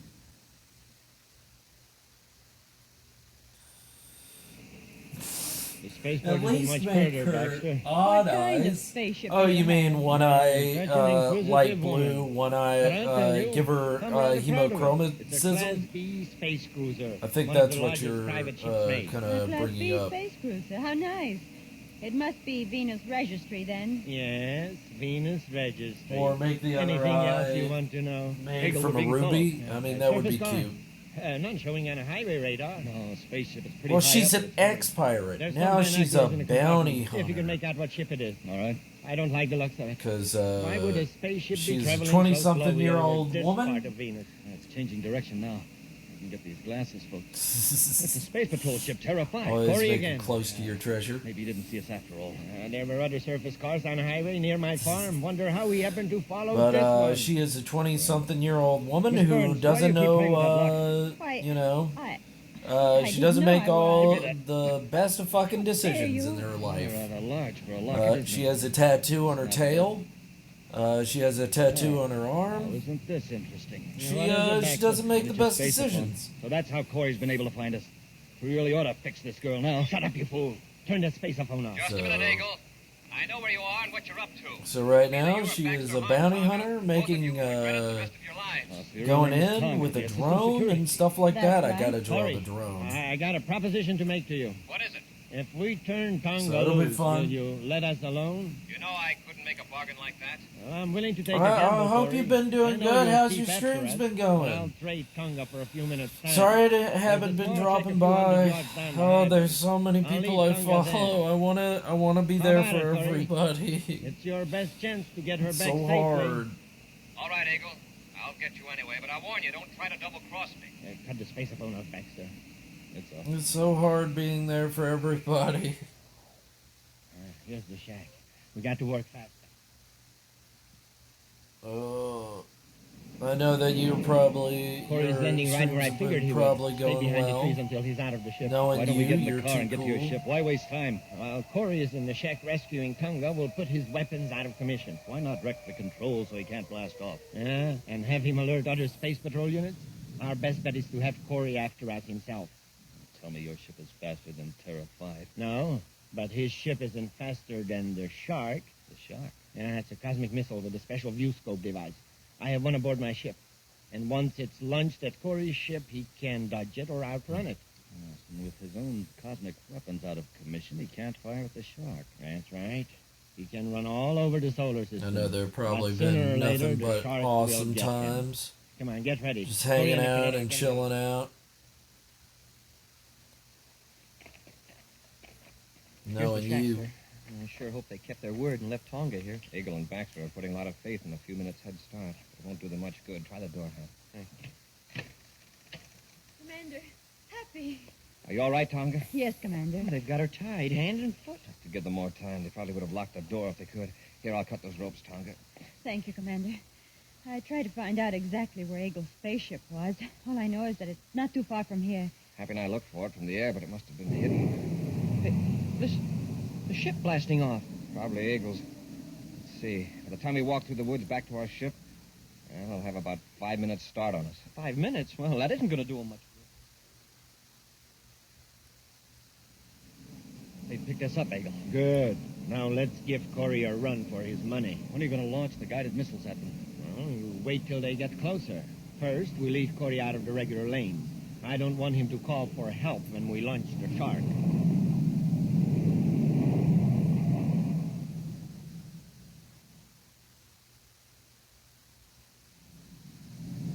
We aren't gaining very fast, sir. They must realize they can't escape. Turn on the space phone, Happy, and I'll order them to surrender. Commander Corey aboard Terra 5 to Milton Eagle aboard private cruiser 398. Come in. Eagle to Commander Corey. Is something wrong, Commander?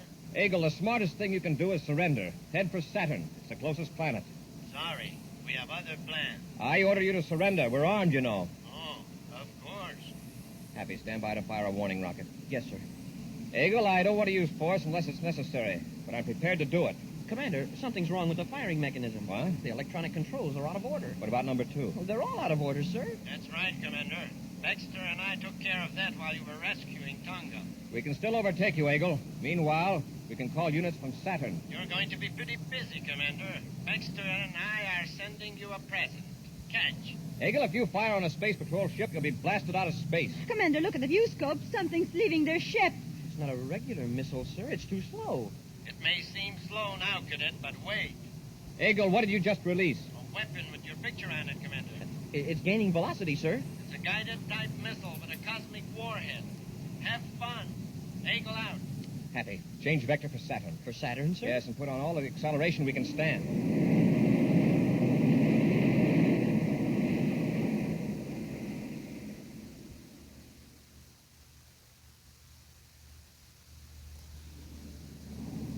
Getting closer, Commander. Head for Saturn's rings, Happy. For the rings? Yes, get on a tangent with the outer ring. All right, sir, but... Well, Commander. Yes, sir. The rings are made up of big chunks of rock. If we get too close... That's the idea, Tonga. We'll get as close as possible. We're going to let those rocks run interference for us. What an idea. Just like football at technology school. Blocking back, trailing you. Tonga, bring the forward view scope up to full sensitivity. We'll pick out a nice big rock. Yes, Commander. Missile's awfully close, sir. At this rate, it'll hit us in a few seconds. There's a giant hunk of rock dead ahead. Good. I'll take the controls now, Happy. I'm going to see how close I can come to that rock. Tonga, watch the rear view scope. The missile's awfully close. Fine. We're going to jaywalk right in front of that rock. Ah! Wow. Oh, boy, was that close. Smoking rockets, have you ever seen such fire? Watch the rear view scope. The rock. It blew up right behind us. Guided missile hit it. Oh, that was luck. Luck, nothing. That was the trickiest spaceship piloting in the universe, Commander. You hit a guided missile with an unguided missile. Now, let's take care of some unfinished business. Eagle and Baxter. How are we going to find them now? I don't think it'll be difficult. They figure we're out of the way, so they might go back to their original plan. The Crawlock River place? We'll try it. Take over, Happy. We're clear of the ring.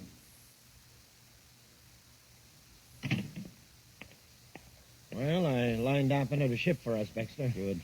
When do we leave Krolak? In a few hours. One of my men is bringing a ship in from Neptune City. It can't be too soon to suit me. I don't like this place. What are you so jittery about? We don't have to worry about Corey anymore. I know. I just don't like Neptune. I'm used to Venus. You get plenty of sunshine. Get your hands up, Eagle. You too, Baxter. Corey. Get the weapons, Happy. Yes, sir. Corey, how did you... The guided missile, you couldn't have escaped the shark. The shark, if that's what you call it, stubbed its nose on a rock just off Saturn.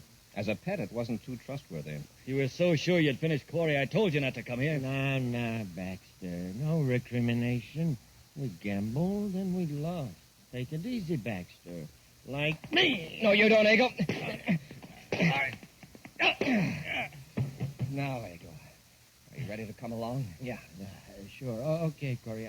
I'll come along. Yeah, you know, you're not very agile, Eagle. You'd better stick to taking it easy, like Baxter.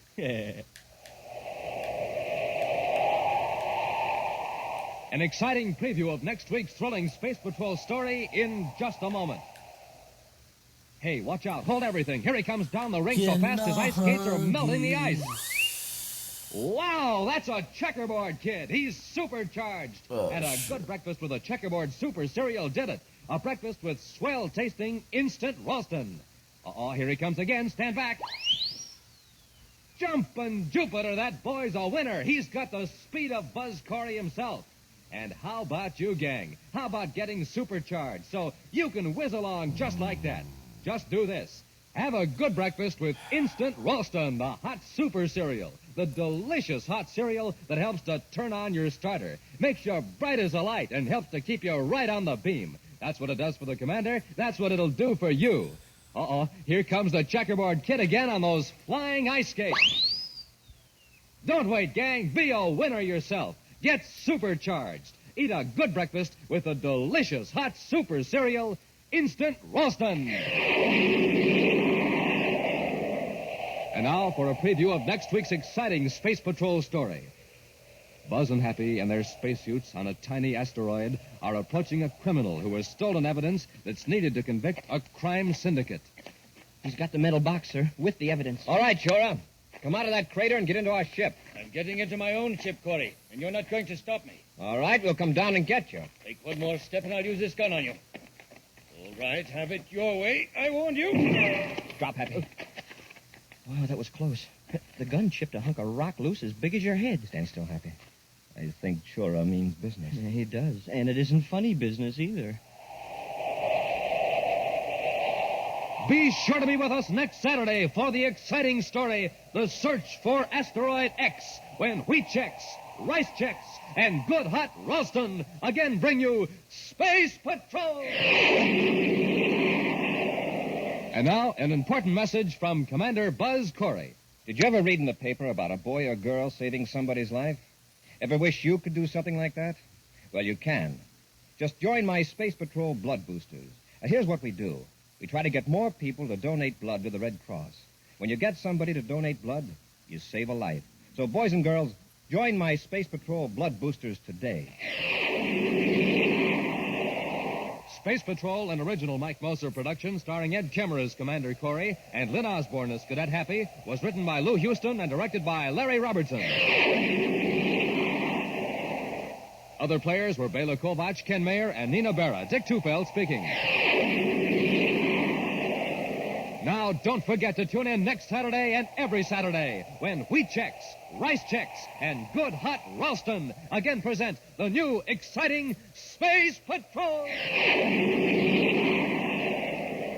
And be sure to see another exciting Space Patrol story on your local ABC television station. Consult your local paper for time and channel. Space Patrol comes to you transcribed from Hollywood. This is ABC Radio Network.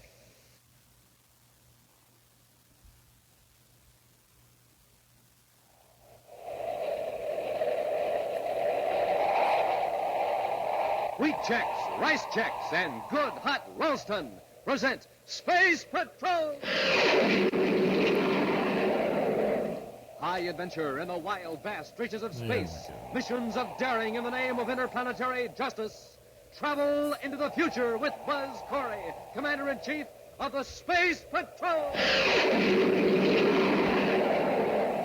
In today's transcribed adventure, Buzz and Happy, in their spacesuits on a tiny asteroid, are approaching a criminal who has stolen evidence that's needed to convict a crime syndicate. He's got the metal box, sir, with the evidence. All right, Chora, come out of that crater and get into our ship. I'm getting into my own ship, Corey. And you're not going to stop me. All right, we'll come down and get you. Take one more step and I'll use this gun on you. All right. Have it your own way. I warned you. Drop, Happy. Wow, that was close. That ray gun knocked a hunk of rock loose as big as your head. Don't move, Hap. I think Chora means business. He sure does. And it isn't funny business either. We'll be back in just a moment with today's Space Patrol story, The Search for Asteroid X.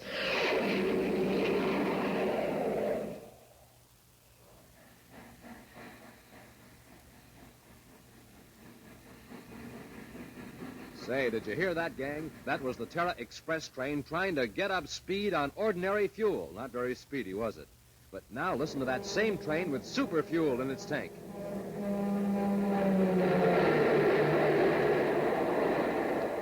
Man, that train is really traveling now because it's supercharged with super fuel. Now, gang, without a good breakfast, you can't go very fast either. But with super fuel in your tank, you're supercharged. Here's how Buzz Corey gets up ahead of steam in the morning. He has a good breakfast with rice checks or wheat checks, the super cereals that help us supercharge you. For taste, they're terrific. For size, they're perfect because they both have that modern bite-sized design. So, gang, get off to a quick start of the morning the way Buzz Corey does. Get supercharged. Just eat a good breakfast with the Checkerboard Super Cereals and get them today in the red and white Checkerboard packages. Guys, on Rice Super checks, Cereal? wheat checks. Guys, on Super Cereal.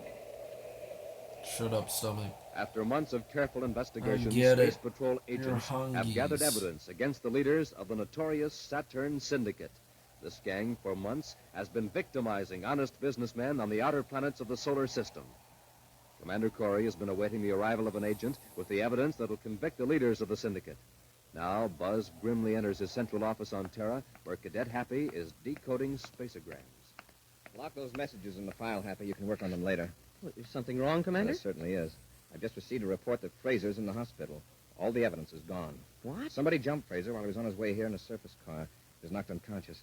Every scrap of evidence was stolen. Documents, microfilm, everything. Do you have any idea who did it, sir? No, I understand the doctors won't let our security people see Fraser yet. Is he badly hurt? Fortunately, no. The loss of that evidence puts us right back where we started 3 months ago in the Saturn Syndicate investigation. Come on over to the hospital with me. As soon as the doctor's okay it, I want to ask Fraser some questions.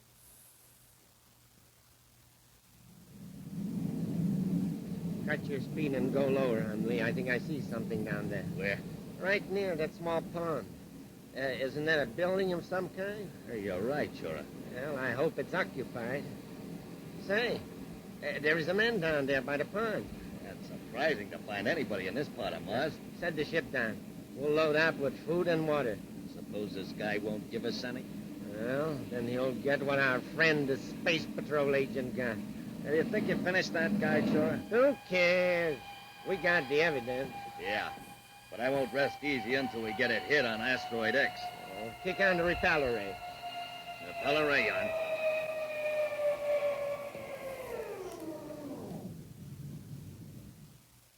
Well, we're down.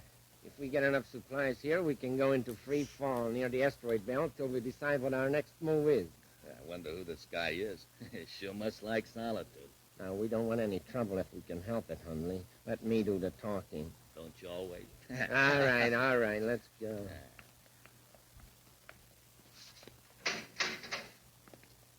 Now the outer hatch. Hi there! He looks good-natured and not very bright. Just what we ordered. Hello, friend. Having trouble with your ship? No, but we're out of supplies, food and water. When we left Lowell City, we thought we had enough to get to Neptune, but looks as though I miscalculated. Well, I got plenty here, gentlemen. Come on in, take what you want. We'll pay you for it. Oh, no, I got plenty. Come on in the house and help yourselves. Right, that's mighty generous of you, Mr. Noonan. Marty Noonan. By the way, I don't believe I got your names. You know, I'm Steve Chura, and this is my friend Wally Hundley. Now about those supplies. Oh, sure. Sorry, you folks are in a hurry. But since you are, just come with me.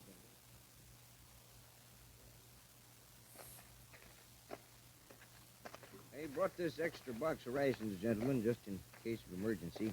Here, I'll pass it up to Chura. All right, Hundley. Come aboard. I sure wish you fellas could stay a while. Don't get many visitors. So do we, Mr. Noonan. But we got to get going. Well, I understand. Well, very much obliged, Noonan. Oh, no trouble at all. So long. Take care of yourself. Goodbye. Better stand back and watch our rockets. We're going to blast off. Sure, a couple of swell fellas. Say, what's this? Box. They must have dropped it. Hey, wait!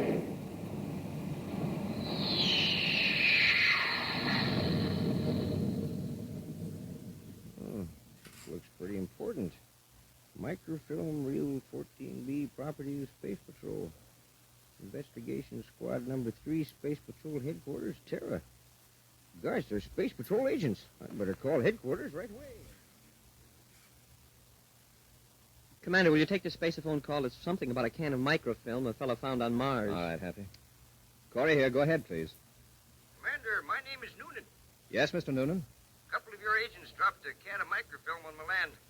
Want to know how to go about returning it. Well, what does it say on the label? Real 14B Investigation Squad number 3. Oh, just a minute. You say Space Patrol agents dropped it? Yes, sir. I think it fell out of one of the men's pockets.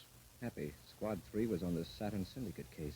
Mr. Noonan, what were these agents doing on your land? They ran out of supplies on the way to Neptune. Did you see their credentials? No, it didn't. Just figured they were agents when I found the film. Said their names were Steve Chur and Wally Hundley. Did you ever see these men before? Why, no, Commander. Where are you now? At my place. Sector 17H on the Martian plain. About 4 6/10 DUs directly northwest of Little City. Got that, Happy? Yes, sir. What kind of a ship did these men have? Was it a Space Patrol ship? No, didn't have any insignia at all. But I don't know what kind it was. Mr. Noonan, hold on to that microfilm. I'm coming after it. Right, Commander. And don't give it to anyone else. Is that clear? Yes, sir. Thanks for your cooperation. I'm on my way. Corey out. I've just checked, sir. We don't have any agents named Chura and Hundley. Not on Squad 3, anyway. And chances are those are the men who knocked out Fraser. At least they have the evidence, or I should say, had it. But Fraser didn't get a look at the men who attacked him. Well, I'll blast off for Mars and get the film, Happy. Maybe we can get some more information from this man, Noonan.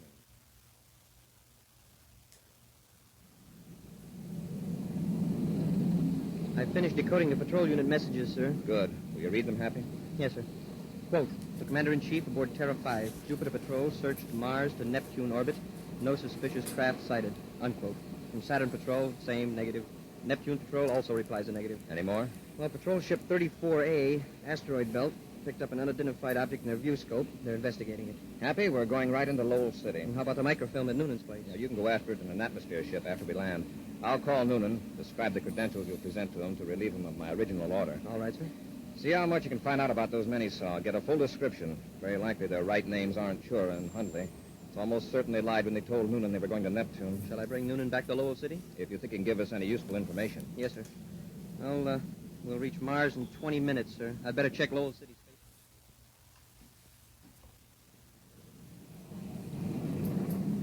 Better get the evidence ready. We're nearly to Asteroid X. All right, sure. What a terrific place to hide it. Even if somebody knew it was on an asteroid, how would they know which one?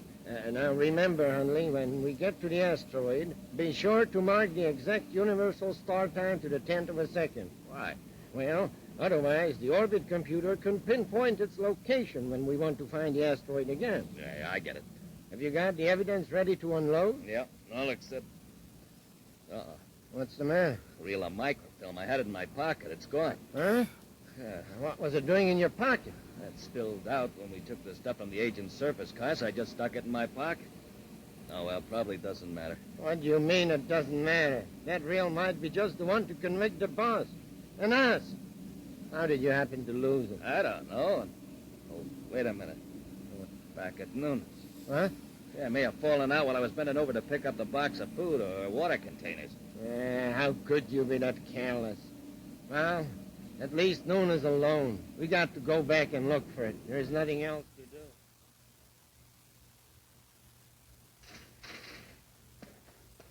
Hi there. Are you Marty Noonan? Yep, that's right. I'm Cadet Happy. Here are my Space Patrol credentials. Mighty glad to know you, Cadet. Commander Corey called me about you. Oh, here's your microfilm. Oh, thanks. There are several questions Commander Corey wanted me to ask you about these men. Chura and Hundley? Well, I'll tell you what I can. Suppose we go in the house and have a bite to eat while we talk. All right, fine. It's a mighty fine-looking little atmosphere ship. How fast will she go? Oh, probably 1,200. On this trip, though, I averaged about 8:32. From Lowell City to here in 9 minutes and 54 seconds. Hey. Yeah, about that. Let's see. I took off at... Hey, how did you figure that out so quick? Oh, I don't know. Answers just sort of come to me.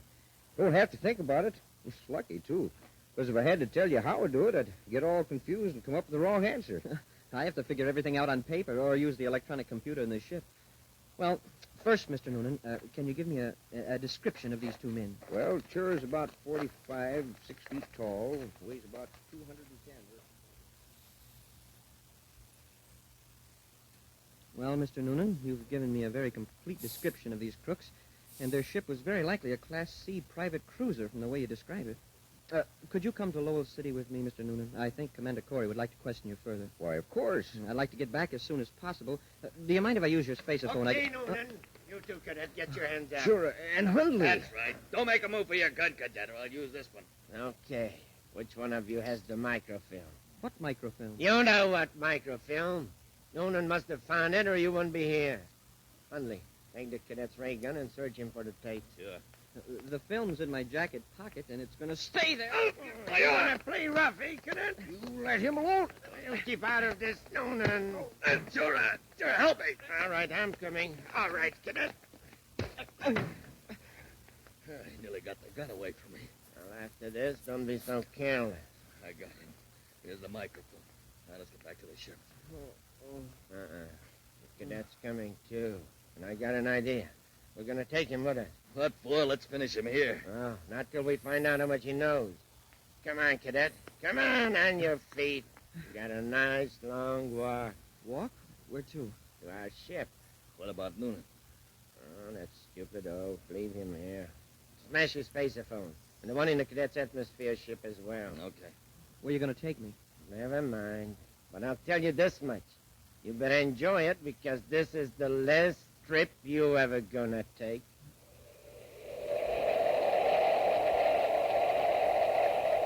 We'll be back with Space Patrol in just a moment. Gang, this is Space Patroller Dick Tufeld, and boy, am I excited. We have a new machine here at Space Patrol headquarters, and it's terrific. It's the flavor meter for testing the flavor of food. Now, I have a plain, ordinary cereal right here, so let's test it. The better it tastes, the louder it'll ring the bell. Now, all I do is place the cereal in this slot and push the button. Not much flavor there, is it? Let's put in some other ordinary cereal and see what happens. Why, not even a tinkle.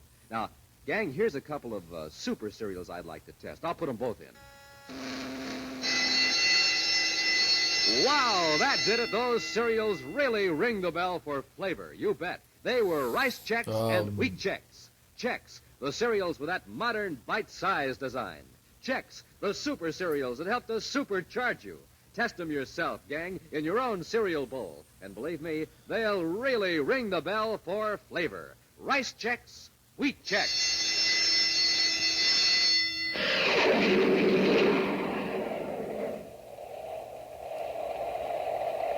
Commander Corey has sent Happy to Marty Noonan's isolated dwelling on the Martian plain to recover some stolen evidence, a roll of microfilm. Noonan and Happy were surprised by Chura and Hundley when the thieves returned for the film. After smashing Noonan's spaceophone, the criminals have taken Happy to their ship, leaving the unconscious Noonan locked in his house. Meanwhile, Buzz, in Lowell City, has tried in vain to contact Happy or Noonan by spaceophone. Commander Corey to Space Patrol, Lowell City. Space Patrol, Lieutenant Barton here, Commander. Lieutenant, I've been unable to contact my cadet on any of the Space Patrol frequencies. And Noonan doesn't answer either, so I'm blasting off to see what the trouble is. Would you like an atmosphere ship, sir? No, a spaceship in case I need it. I'll go in Terra 5. Keep monitoring those frequencies. If you hear from either Cadet Happy or Marty Noonan, notify me on my private frequency immediately.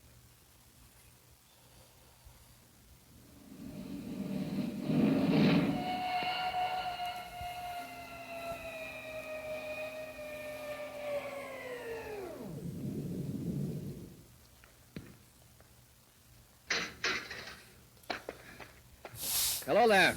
Are you Marty Noonan? Yes? I'm Commander Corey.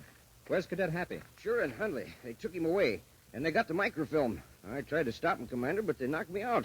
They smashed my spaceophone and the one in the cadet ship there, too. You know where they took him? No, by the time I came to and broke out of my house, they'd blasted off. They'd locked me in. Did you hear anything that would give us a clue as to where they were going? No. All I remember was that one of them said we ought to be able to get there by 1,500 hours, but I don't know where they meant. How long ago did they blast off? About an hour and a half ago. Say, Commander, I'd like to help you find them. All right, come aboard. Thanks, Commander. Maybe with the astrogation charts and the computer, I can figure out an approximate radius of where Chura's ship might be by 1,500 hours. Well, if they're going to any planet, it'd have to be Jupiter.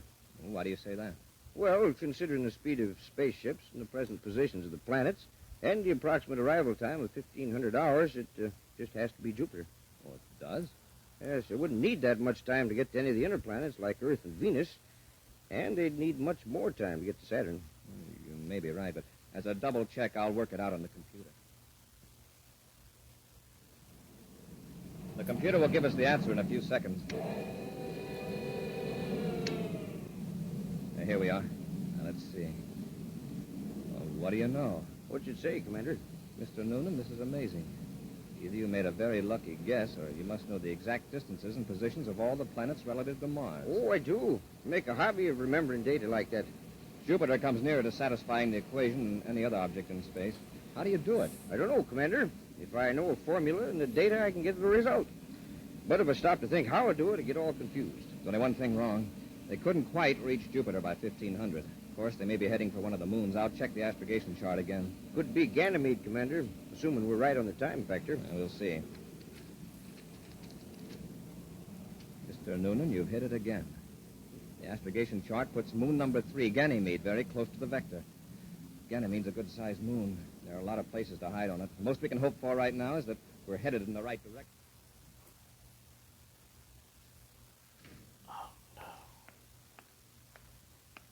I just talked to the boss. What'd you tell him? Just that we got the evidence against the gang away from the space patrol, and that we're on Ganymede. And the boss is going to stay on Saturn now that he's safe from prosecution. How long do we stick on Ganymede? Until the excitement over, the stolen evidence dies down a little. Say, where's the cadet? Sitting over there in the... He's gone. I told you to watch him. The spaceophone. Look in the next room, quickly. I'm being held on Ganymede, Sector 9J. Hey, get away from that spaceophone. Grab him, Hundley. Sector 9J. I'll teach you, Cadet. Now, watch him after this. That was Happy. He was cut off. Sounded to me like somebody hit him. Sector 9J. That pinpoints the location, Mr. Noonan. We'll make a slow glide approach and land with repeller ray. Maybe Chura and Hundley won't hear the ship.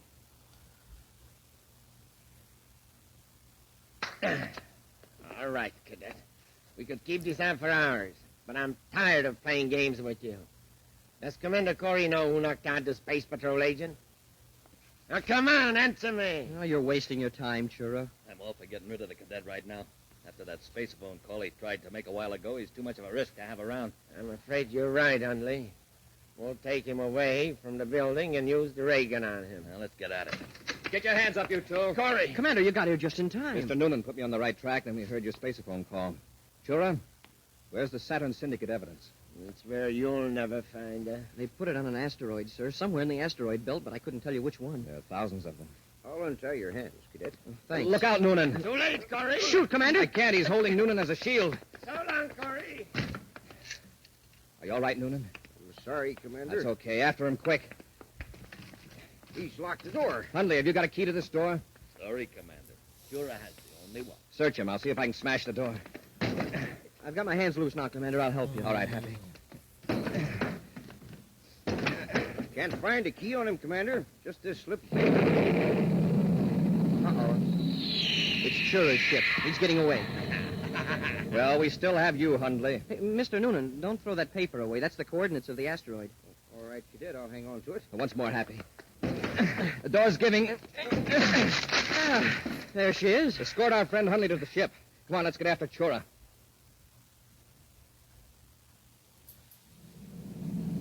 No sign of Chura's ship in the viewscope, sir. Hundley, you must know where he'd be most likely to go. Really, Commander? I haven't the slightest idea. Probably heading for that asteroid to pick up the evidence. Mr. Noonan, let's see that piece of paper. Here it is, Commander. Yes. These coordinates are for a point somewhere in the asteroid belt. Yes, sir, but the asteroid has moved thousands of DUs by now. Yes, but the time is down here to the second. You mean the time the coordinates were taken? Yes. So by using the computer, we can tell just where the asteroid will be at any future moment. Commander, look at Hundley. Hey, get away from that computer! Get him, Happy! All right, Hundley. Quiet down or I'll knock you cold. Look what he did to the computer. Put it completely out of commission. Here, now let's see you find Asteroid X. Well, what are we going to do, sir? We can't possibly locate that asteroid until we get another computer. I know. There are thousands of asteroids in that belt.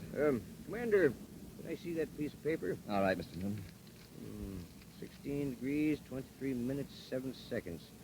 Sun arc tourist orientation, 123 million DUs from sun center. Commander, I think I can give you the approximate location of that asteroid. You can work out that orbit equation in your head? Already have, sir. You show me an astrogation chart, I'll mark down the coordinates. smoking rocket. That's impossible. Nobody could solve an equation like that so quickly, not in his head. I've seen Mr. Noonan work, Hundley, and I think you're in for a surprise. Here's a chart, Mr. Noonan. Center that asteroid in the viewscope, Happy. Yes, sir. The approximate location you gave us, Mr. Noonan. The question is that asteroid X? There are hundreds of asteroids in this region. Yeah, but look, there's a spaceship circling it. Hey, it's going to land. Mr. Noonan, it looks as though you pinpointed the right one. Sheer luck. Increase our velocity, Happy. We may be able to catch Chura before he leaves the asteroid. Yes, sir. Mr. Noonan, will you go to the locker and get a couple of spacesuits for Happy and myself? Sure will, Commander. When we land on the asteroid, I'll leave you in the ship to watch Hundley.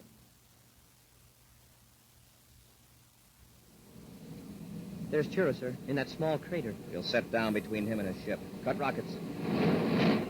Rockets out, sir. Hit repeller ray. Repeller ray on, sir.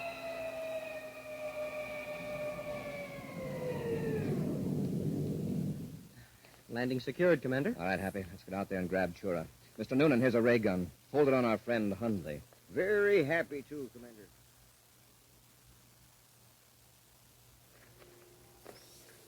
He's got the metal box, sir, with the evidence. All right, Chura. Come out of that crater and get into our ship. I'm getting into my own ship, Corey, and you're not going to stop me. All right, we'll see about that. Now take one more step and I'll use this gun on you. I warned you. Drop, Happy. Oh, that was close. That blast knocked loose a hunk of rock as big as your head. Next time I'll widen the angle, and I won't miss. Shall we rush him, sir? Don't try it. Move 1 inch closer, Corey, and you're finished. There's nothing we can do. Back to the ship, Happy. Yes, sir. Commander, isn't there any way we can get him? Just get into the ship. Close the hatch. Yes, sir. Well, he can't hold out there very long without food and water, sir. Do we just wait? He'd have to give up eventually. But he destroyed the evidence before he surrendered. I guess there's nothing to do but blast off. Turn your transmitter signal to low output so Chura can't hear us. Yes, sir. All set. Hey, Commander, he'll have to pass right by this hatch to get to his own ship. Yes, there's one weapon that might work. Right here in this container. Liquid air. But how... Unfasten the bracket. Yes, sir. Now, as he passes the hatch, open it as quickly as possible. And I'll open the valve and the nozzle. We'll squirt a jet of liquid air at Chura. But what good will that do? Is the pressure strong enough to knock him down? No, but the temperature out there in that asteroid is minus 240 degrees. Liquid air freezes at minus 218. Yeah, but I still don't see... There he is. Open the hatch, Happy, quickly. Hey, good shot, sir. It's hitting him. I'm trying to spray it over his hand. Hey, Corey, what are you trying to do? Fight with a water pistol? There, I got his hand. Turn it off, Corey, or I'll put a blast charge into your ship. Well, I can't raise my arm. That's right, Chura. Your gun hand is encased in a mass of frozen air. Yeah, that'll hold him, Happy. Hey, he's just standing there like a statue. Let's go out and bring him into the ship. He's harmless now. Well, what's funny, huh? He thought he was hot stuff, but now he'll have to be defrosted. We'll be back with an action preview of next week's exciting Space Patrol story in just a moment. Say, gang, did you ever hear the robot mastermind work? It's the amazing Space Patrol machine with a mechanical brain. It knows the answer to everything. Now, listen while I ask it some questions. What's the only hot cereal Buzz Corey ever eats? The hot wheat cereal that helps to supercharge him. Instant Ralston. Right, Instant Ralston, the hot super cereal that helps to supercharge you. And when you want a hot cereal that's really delicious, what do you ask for? Instant Ralston. Right, Instant Ralston. And when the morning's cold and you want to warm up your motor? Instant Ralston. Yep, the robot mastermind is right on the beam. So remember, to get supercharged, eat a good breakfast with... Instant Ralston. Hey, the robot mastermind answered for me. Instant Ralston. I can't stop it. Instant Ralston. Instant Ralston. The robot mastermind has the right idea, so get it today. Instant Ralston. Instant Ralston. Instant Ralston. Instant Ralston. And now for a preview of next week's exciting Space Patrol story. Buzz and Happy have been locked in a building by two criminals who have blocked their only means of escape by pouring sodium-potassium alloy on the stairs. The liquid metal has burst into flame on contact with the air.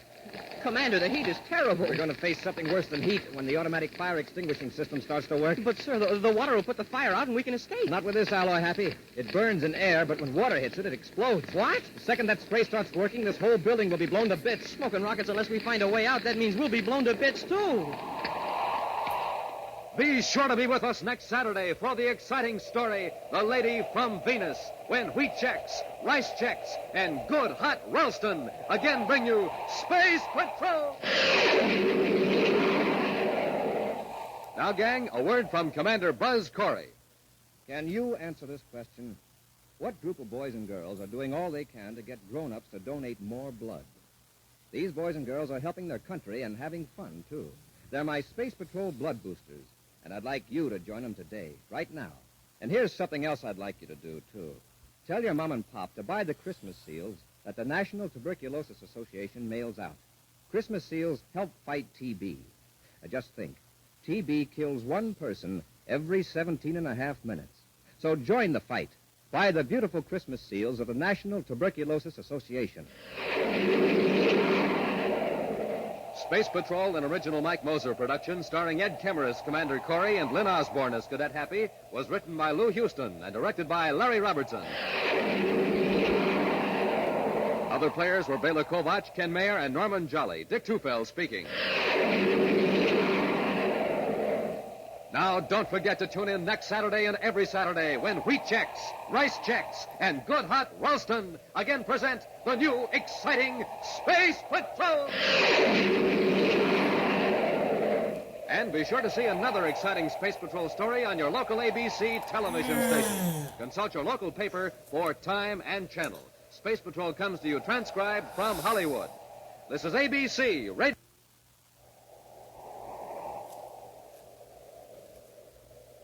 Wheat Chex, Rice Chex, and Good Hot Ralston present Space Patrol! High adventure in the wild, vast reaches of space. Missions of daring in the name of interplanetary justice.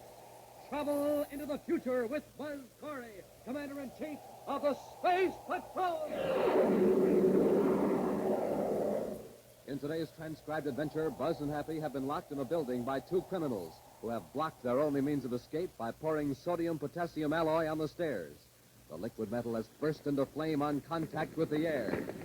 Commander, the heat's terrible. We're going to face something worse than heat when the automatic fire extinguishing system starts to work. But, sir, the water will put the fire out and we can escape. Not with this alloy, Happy. It burns in air, but when water hits it, it explodes. What? The second that spray starts working, this whole building will be blown to bits.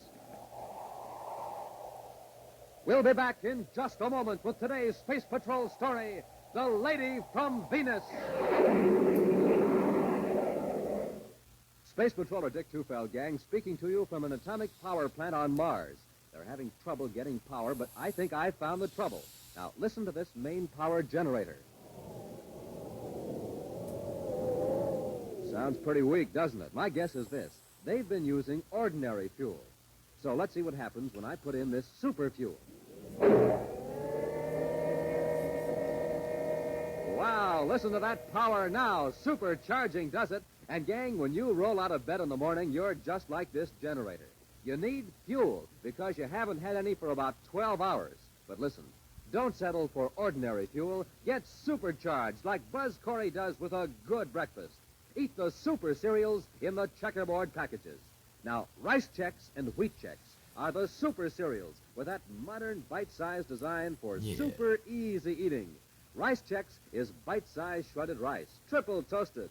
And Wheat Chex is bite-sized shredded wheat, baked crisper than a cracker, super power in every bite. Now remember, pulling up to the breakfast table is like pulling into a filling station.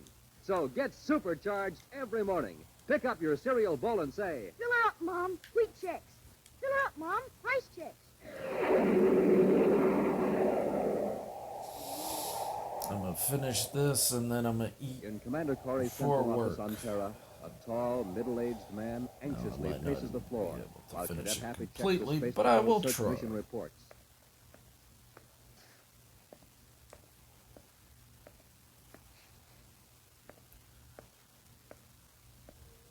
There are some magazines on the table, Mr. Stratton. Beg pardon?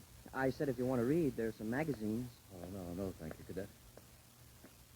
That clock Yes, it is, Mr. Stratton. Are you sure? It's a uranium clock, sir. It gives the correct universal star time within a millionth of a second. Commander Corey did say 10:30, didn't he?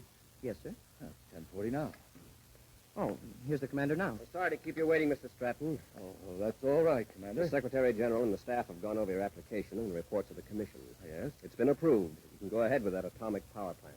Oh, splendid, splendid. These papers authorize you to obtain fissionable materials for your atomic breeder reactor. Thank you. I suppose you're blasting off to Venus right away and get your plant into operation. Oh, I have a few matters to clear up first in my Terra office. Goodbye, Commander. And, Cadet, thank you for your courtesy. Well, that's all right, Mr. Stratton. Goodbye.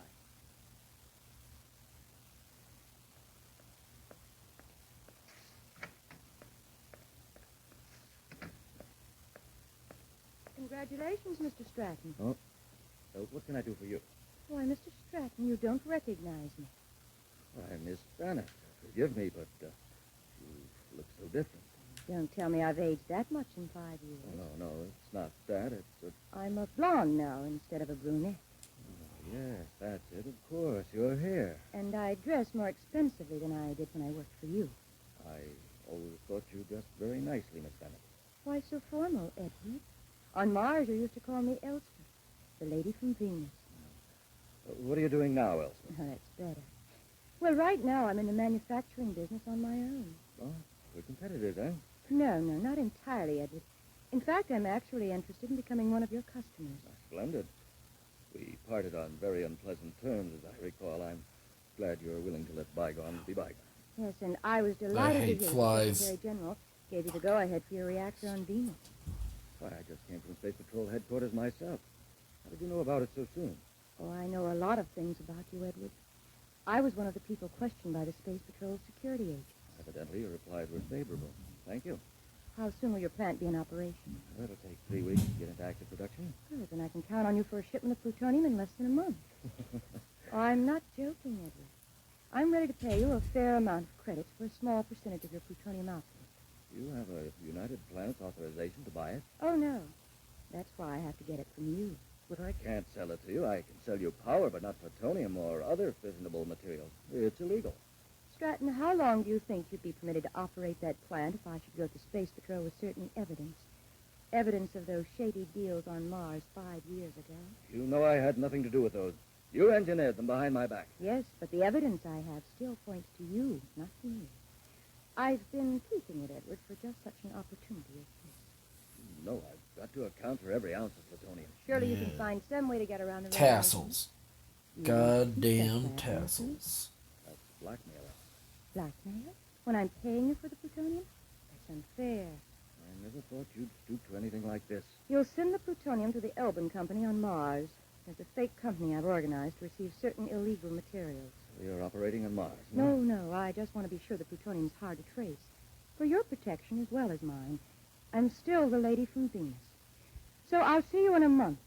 Remember, I'll be expecting my shipment in a month. Goodbye for now.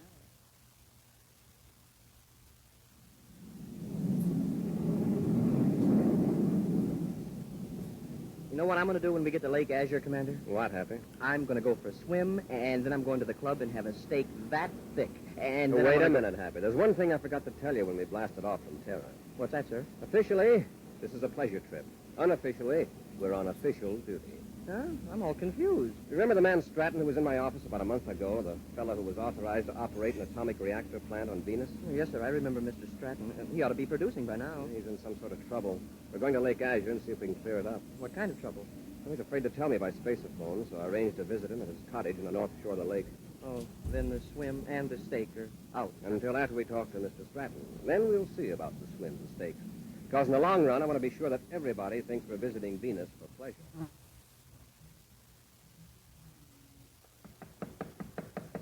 Just a minute. Oh, Elspeth. Yes, Edward. I heard you were resting here at Lake Azure after getting your plant into operation, so I thought I'd pay you a visit. Well, aren't you going to ask us in? Mr. Stratton, this is my assistant, Ivan Almond. How do you do? Hello. Shake hands with him, Edward, or Ivan will think you don't like him. He's very sensitive. Yeah. Shake, huh? Oh, easy, Ivan. Mr. Stratton will probably need his right hand to correct a little mistake he made. Mistake? Yes. One of our representatives inside your plant informed us that you shipped a crate to the Elvin Company on Mars yesterday.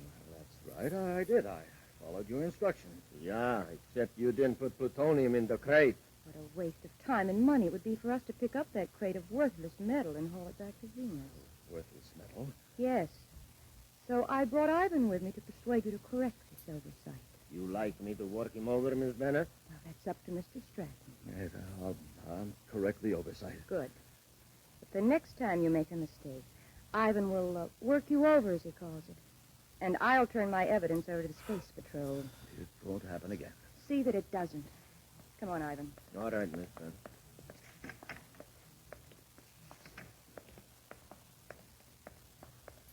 All right, Ivan.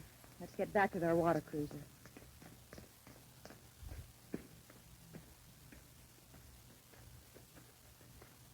Miss Bennett, look.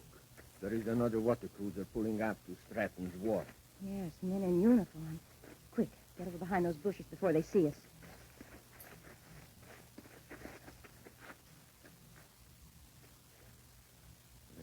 From here, they look like Space Patrol men. Exactly what they are. Lucky we beached our cruiser down at the cove. What are they coming here for? We're going to find out. Get in the bushes. We can watch from here. Hadn't we better get to the cruiser and shove off? Wait, Ivan. The tall one's Commander Corey. Yeah. I heard at the hotel that he was due in today for a rest. That Space Patrol High Brass has it pretty soft. If he's here for a rest, why would he come directly to see Stratton? It looks very suspicious to me. If he's double-crossed... They are on the wharf now. Let's get going. No. Wait till they get in the house. Then we'll slip up and see if we can hear what's going on. Oh, Mr. Stratton, we didn't see anybody. And there was no boat at the wharf. Well, they must have come here in a surface car then. They could have, all right, along the Lakeshore Road. Who were these people? Elspeth Bennett and a man named Ivan Almond. They're the reason I asked you to come here. They're trying to force me to sell them plutonium illegally. I see. One of their spies in my plant found out about a fake shipment I tried to trick them with, so they came here to threaten me.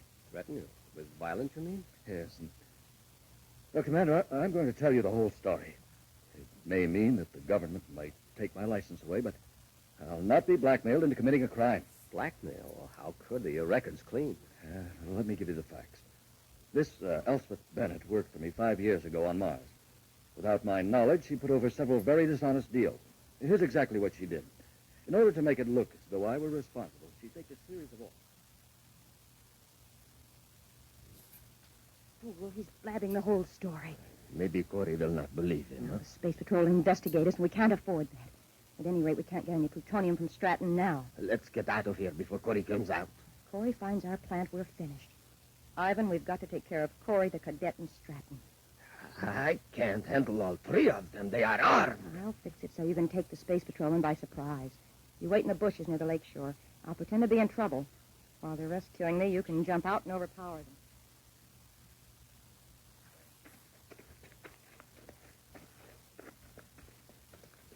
You know, Commander, somehow I think Mr. Stratton was telling the truth about being framed. Well, so do I, Happy. If he weren't thoroughly honest, he could have sold radioactive materials illegally. Yet he's willing to risk losing his plant. Help! Help! Commander, listen. It's a woman. She's fallen into the lake. Come on, Happy. Save me, I can't swim. We're coming, lady. Here, I'll jump in, sir. Now, wait, Happy. She isn't far out. Grab the end of this stick.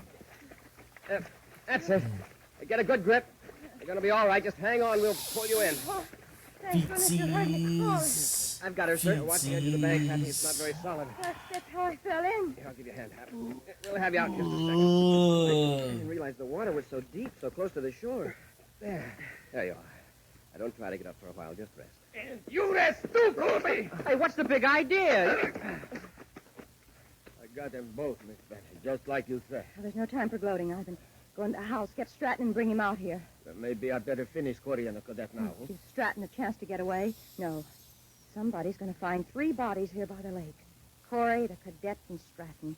And they'll find the evidence against Stratton in Corey's pocket. Yeah, but the evidence is fake. Well, of course it is, but no one will suspect it. It'll be obvious to everyone that Stratton did away with him to keep from being exposed. How are you going to explain Stratton? Like Corey wounded him in the fight. Now, get Stratton. Suppose the cadet come too while I'm gone. either one of them moves, this heavy stick will take care of them.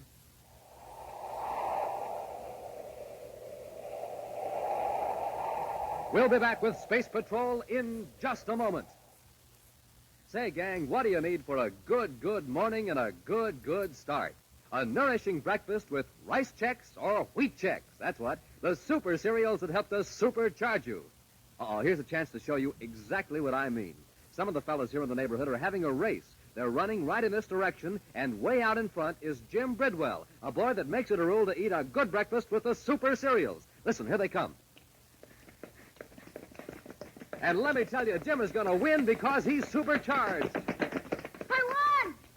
There, Jim did win, which just goes to show you that to be a winner, you have to eat a winner's breakfast. So latch on quick, gang, to Rice Chex and Wheat Chex, the super cereals that help to supercharge you. Hi, Space Patrol. Hi, Jim. Nice job of running you did there. Supercharged, that's me. That's what I was telling the gang, that you eat the super cereals. Sure do. Rice Chex and Wheat Chex. You just can't find another cereal like them. Right you are, because they're the only modern bite-sized cereal anywhere. And talk about delicious. Boy. Get them today, Space Patrollers. Rice Chex, Wheat Chex.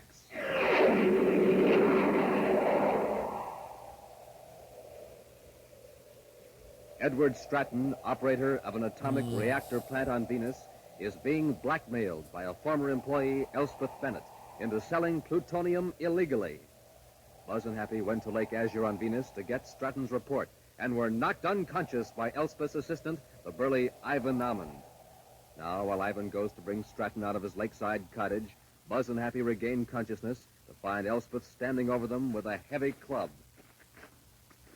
Don't get any ideas about rushing me. I've got you covered. Commander, look. She's holding the same stick we used to pull her out of the water. If you think I won't use it, just make a move to get up.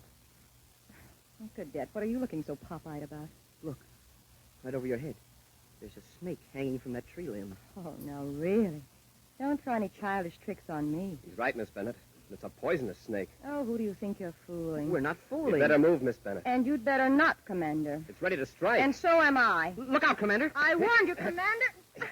Let go of that stick. I was hoping you'd swing at me. Now, give me that. I don't want to hurt you. There. If you hadn't ducked, I'd have fixed you good. Yeah, and if the commander hadn't yanked you forward, something would have fixed you for good. Look what's on that branch. It is a snake. Oh. I've got her. 1 minute she's swinging a club at us, and the next she faints dead away. Women are sure temperamental. At least this one is. You know, Commander, if that snake had bitten Miss Bennett, I'm afraid it would have been one sick snake. This is no time for jokes, Happy. We've got to save Stratton. Come on.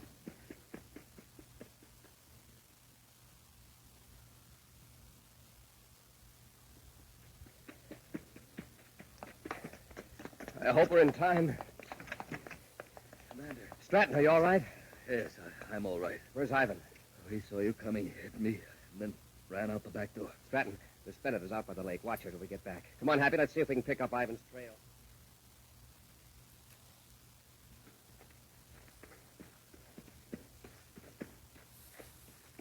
Wait, Ivan. Miss Bennett, I thought they captured you. I saw Corey and the cadet run toward the cottage. No. Corey struck me and thought I was unconscious. Ivan, did you finish Stratton? No, I didn't have a chance. Corey and the cadet arrived too soon. Miss Bennett, we better get in the boat and shove off. Corey may have trailed me through the brush. All right, let's get across the lake to our spaceship. Help me into the boat.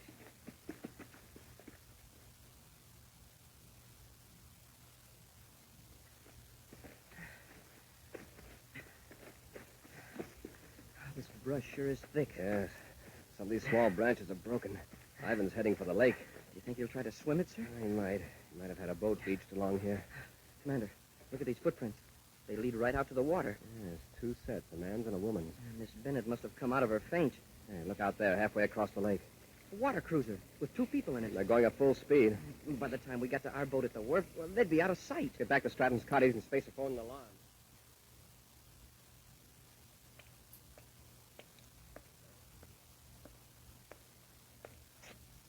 I'm sorry that Bennett woman got away.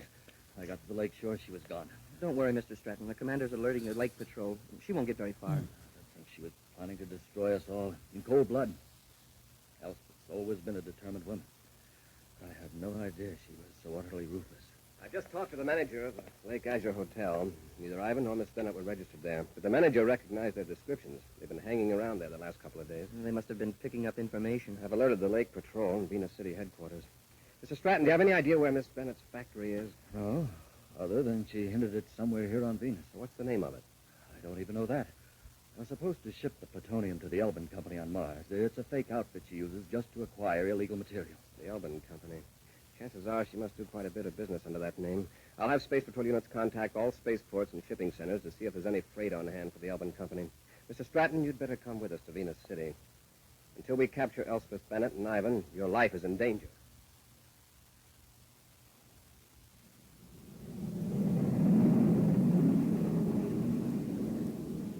Miss Bennett, the plants are in the other direction. You are way off that course. We're not going to the plant right now. We're going to Venus City to pick up some freight. What for?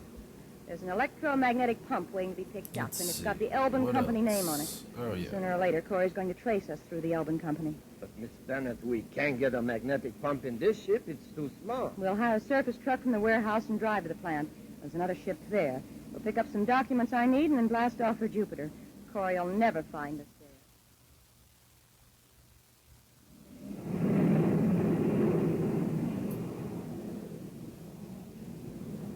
We're about 2 minutes out of Venus City, sir. Shall I contact Space Control? I'll handle it, Hap. Space Patrol Headquarters, Venus City, calling Commander Corey.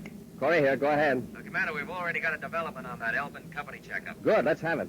Warehouse number 3 has had a large piece of machinery on hand assigned to the Elbin Company. An electromagnetic pump. It was picked up just a few minutes ago.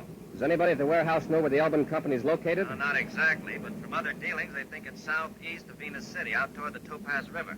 A man and a woman rented a big Atomo surface truck from the warehouse. Get the Atomo truck registration number. Alert all highway patrol units to watch for it, and not to stop it, just report its location and direction. Yes, Commander. Corey out.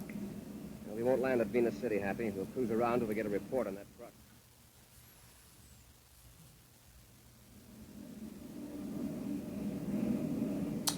I've got the Atomo truck in the viewscope, sir. The only vehicle on the highway for miles. Well, see it then. Check that Eating chart of the dinner, Topaz you're River awesome, region. and thank you for being awesome. I manufacturing feel concerns better am I, now, sir? and I can see you draw only from one, where I sir, eat. but it doesn't I say will what be it is. back when I've When eaten. the truck arrives, we'll be there. Yeah. Thank you, Raven. You incredible person. You know, Miss Bennett, I've got to admit If I didn't think anybody's much in of here, this planet first. I should give But you we a sure shout got out. pretty off our trail It's the now. right That thing to do. electromagnetic pump out of the warehouse, there's nothing on Venus to give him a hint where our plant is. What about the spaceship we left at the And freight you know yard? what? The false registration will throw Corey even Shut further off up the for. trail. Do you want to go to the administration building first and get those papers? No, stop here, by the reactor equipment. There you Just go. stop the truck. Two cool, awesome people right there. I'm going to leave orders for my men to get rid of all equipment which might connect this plant with illegal radioactivity work. We'll go in here and take a quick inventory. I can tell you what is in there. Container of sodium, potassium coolant, heat exchanger, a receiving tank. Yes, I know, but I don't want any slip-ups. Come on, get out. It's going to be a job to dispose of all that. Yeah. And a real shame to destroy it. It'll just be hidden. A few months from now, I'll set up a plant on another planet. Nobody's going to stop the lady from Venus. I can promise you that. Now, come on. All right, Miss Bennett. Ivan, stay where you are. Corey! Quick, into the building. Stop! Quick, open the door. Up the stairs. We can cross to the next building with a catwalk. Yeah.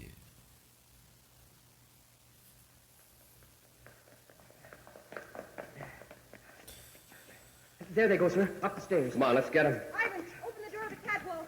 Stop! And then I need to draw Your her corner. down. Better come down. Ivan, those big containers rolling down the stairs. Okay.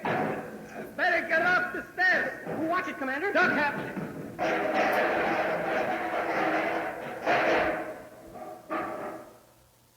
Shall I roll this one now? Ivan, wait. Don't roll it. Open the valve and let it pour down the stairs. Huh? Tip it over and point the valve toward them. Hurry. Commander, what do you suppose she's up to? I don't know. Corey, this drum contains sodium potassium coolant. It's using atomic breeder reactors to carry off heat from the reactor core. When it's exposed to air, it will burst into flames. Turn the valve, Ivan.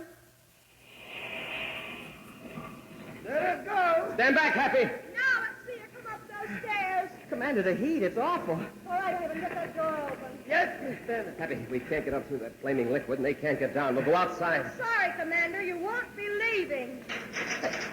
She's closed the The door. electronic control switch is up here. It's no use, Cadet. You can't open that door. I got this one open, Miss Bennett. We're leaving you now, Commander. No, by the way, there's an automatic fire extinguishing system in here. In a minute or two, water will be sprayed all over that sodium-potassium alloy. And that's your life. Come on, Ivan, we haven't got much time. Hey, did you hear that, Commander?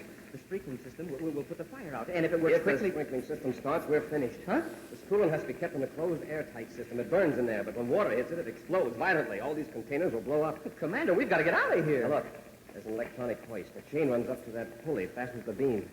That hoist will lift us high enough we can swing over to the balcony and get out the way they did. Grab the hook, I'll throw the switch. Yes, sir. Get a good grip. I'll hold the chain and kick the switch with my foot. Hey, it's working, sir. We're going out. Start swinging. When we're level with the balcony, jump. Yes, sir. Hey, the sprinkling system. It started to work. Let's hope the water doesn't hit that coolant till we get out of here. Jump, Happy. Quickly, out the door across the catwalk.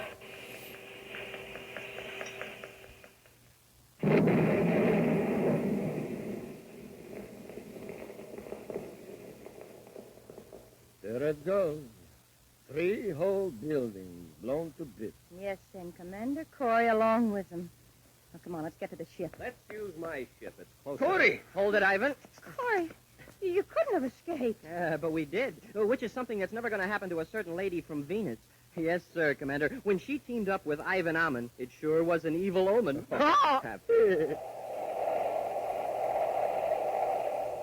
We'll be back with an action preview of next week's exciting Space Patrol story in just a moment.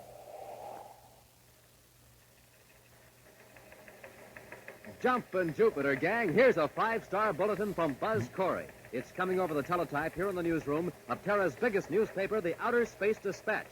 Here, I'll read it to you hot off the news tape.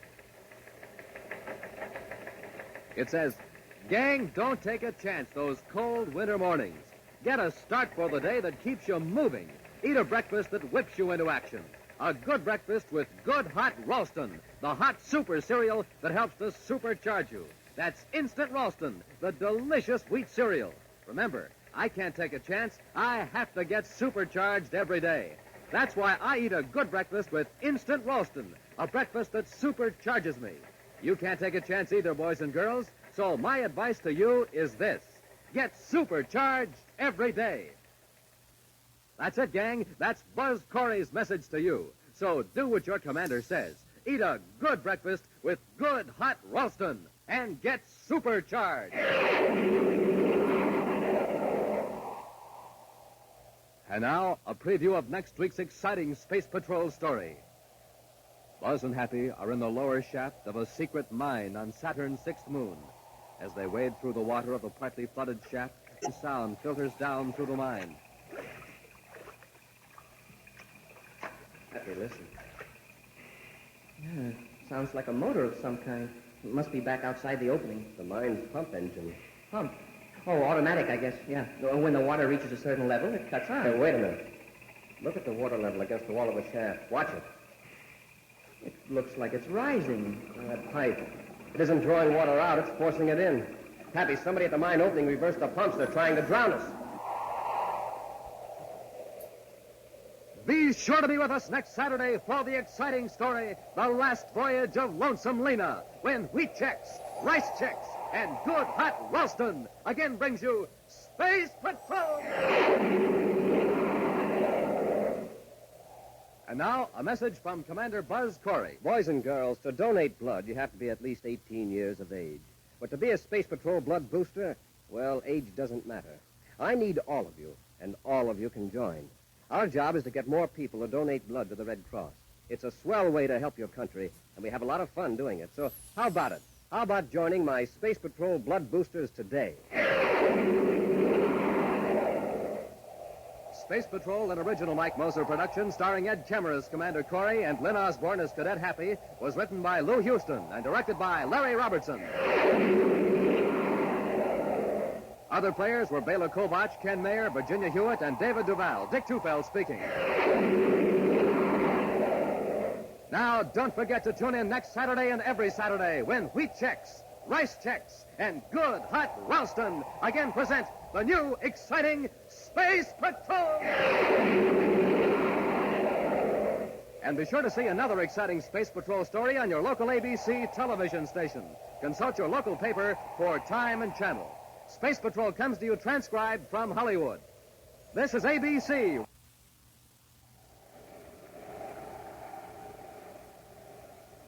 Wheat Chex, Rice Chex, and Good Hot Ralston present Space Patrol! Transcribed high adventure in the wild, vast reaches of space. Missions of daring in the name of interplanetary justice. Travel into the future with Buzz Corey, Commander-in-Chief of the Space Patrol. Buzz and Happy are in the lower shaft of a secret mine on Saturn's sixth moon. As they wade through the water of the partly flooded shaft, a strange sound filters down through the mine. Happy, listen. Sounds like a motor of some kind. The mine's automatic pump. When the water reaches a certain level, it cuts on and draws off the water. But, Commander, look at the water level against the wall of the shaft. It's rising. You're right, Happy. That pipe isn't drawing water out, it's forcing it in. Someone reversed the pump. They're trying to drown us. We'll be back in just a moment with today's Space Patrol story, The Last Voyage of the Lonesome Lena. Presenting the story of a young boy who didn't like any of the cereals his mom brought home. First he'd say... I can't eat that stuff, Mom. Sometimes he'd say... Oh, gee, no flavor. And then again... Don't like it, Mom. I just don't like it. So she tried cereals in white packages, yellow packages, blue packages. But no luck. No flavor. Then one day she brought home a pair of cereals in red and white checkerboard packages. Wowee, that's good. Oh, boy. That's what he said when he tasted one of them. Jumpin' Jupiter. Great day in the morning. This is it. That's what he said when he tasted the other. The cereal? Rice Chex and Wheat Chex, gang. Man, oh, man. They're my cereals. Buzz Corey cereals, too. The bite-sized super It's that cereals time that help to again. supercharge you.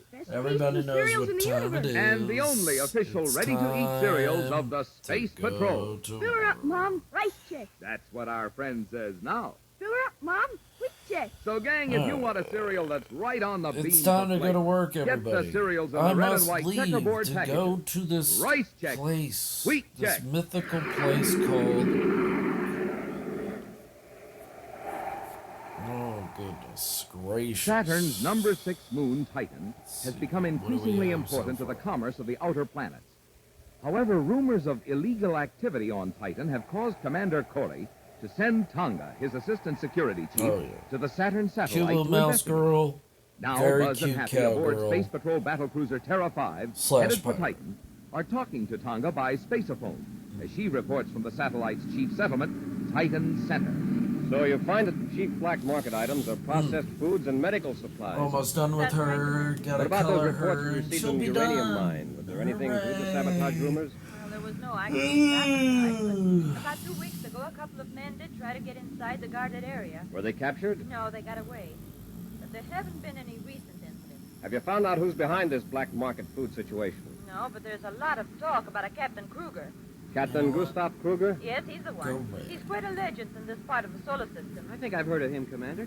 Isn't he that old-time space pilot who has the broken-down cargo ship? Yes, Happy. Lonesome Lena, he Let's calls do it. it to it, He's traveling back and guys. forth between Let's Saturn give and it a Moon for good years. old raid. Never heard of Let's being give mixed up them in a anything great dishonest. old Who raid. gave you this information? A man named Sherwin McCurdy, for one. He's behind a lot of this new development in Titan. Kruger has given McCurdy some trouble, but I don't think McCurdy takes the old gentleman Baby too boy seriously. is Have you met having Kruger? his munchy No, not crunchies yet. right now. He just got back from Saturn. He's at Titan Central Spaceport repairing his ship. We'll have a talk with him when we land. Meet us at the spaceport and we'll go over together. Yes, sir. Corey out. Back Well, up stand by raid for days, landing. guys. You Standing know by. what? Go Raid. rocket. I'm gonna raid that Days Dies. I Rockets haven't out. seen him in a while. Hit repeller ray. Repeller ray on. Days Dies. There we go.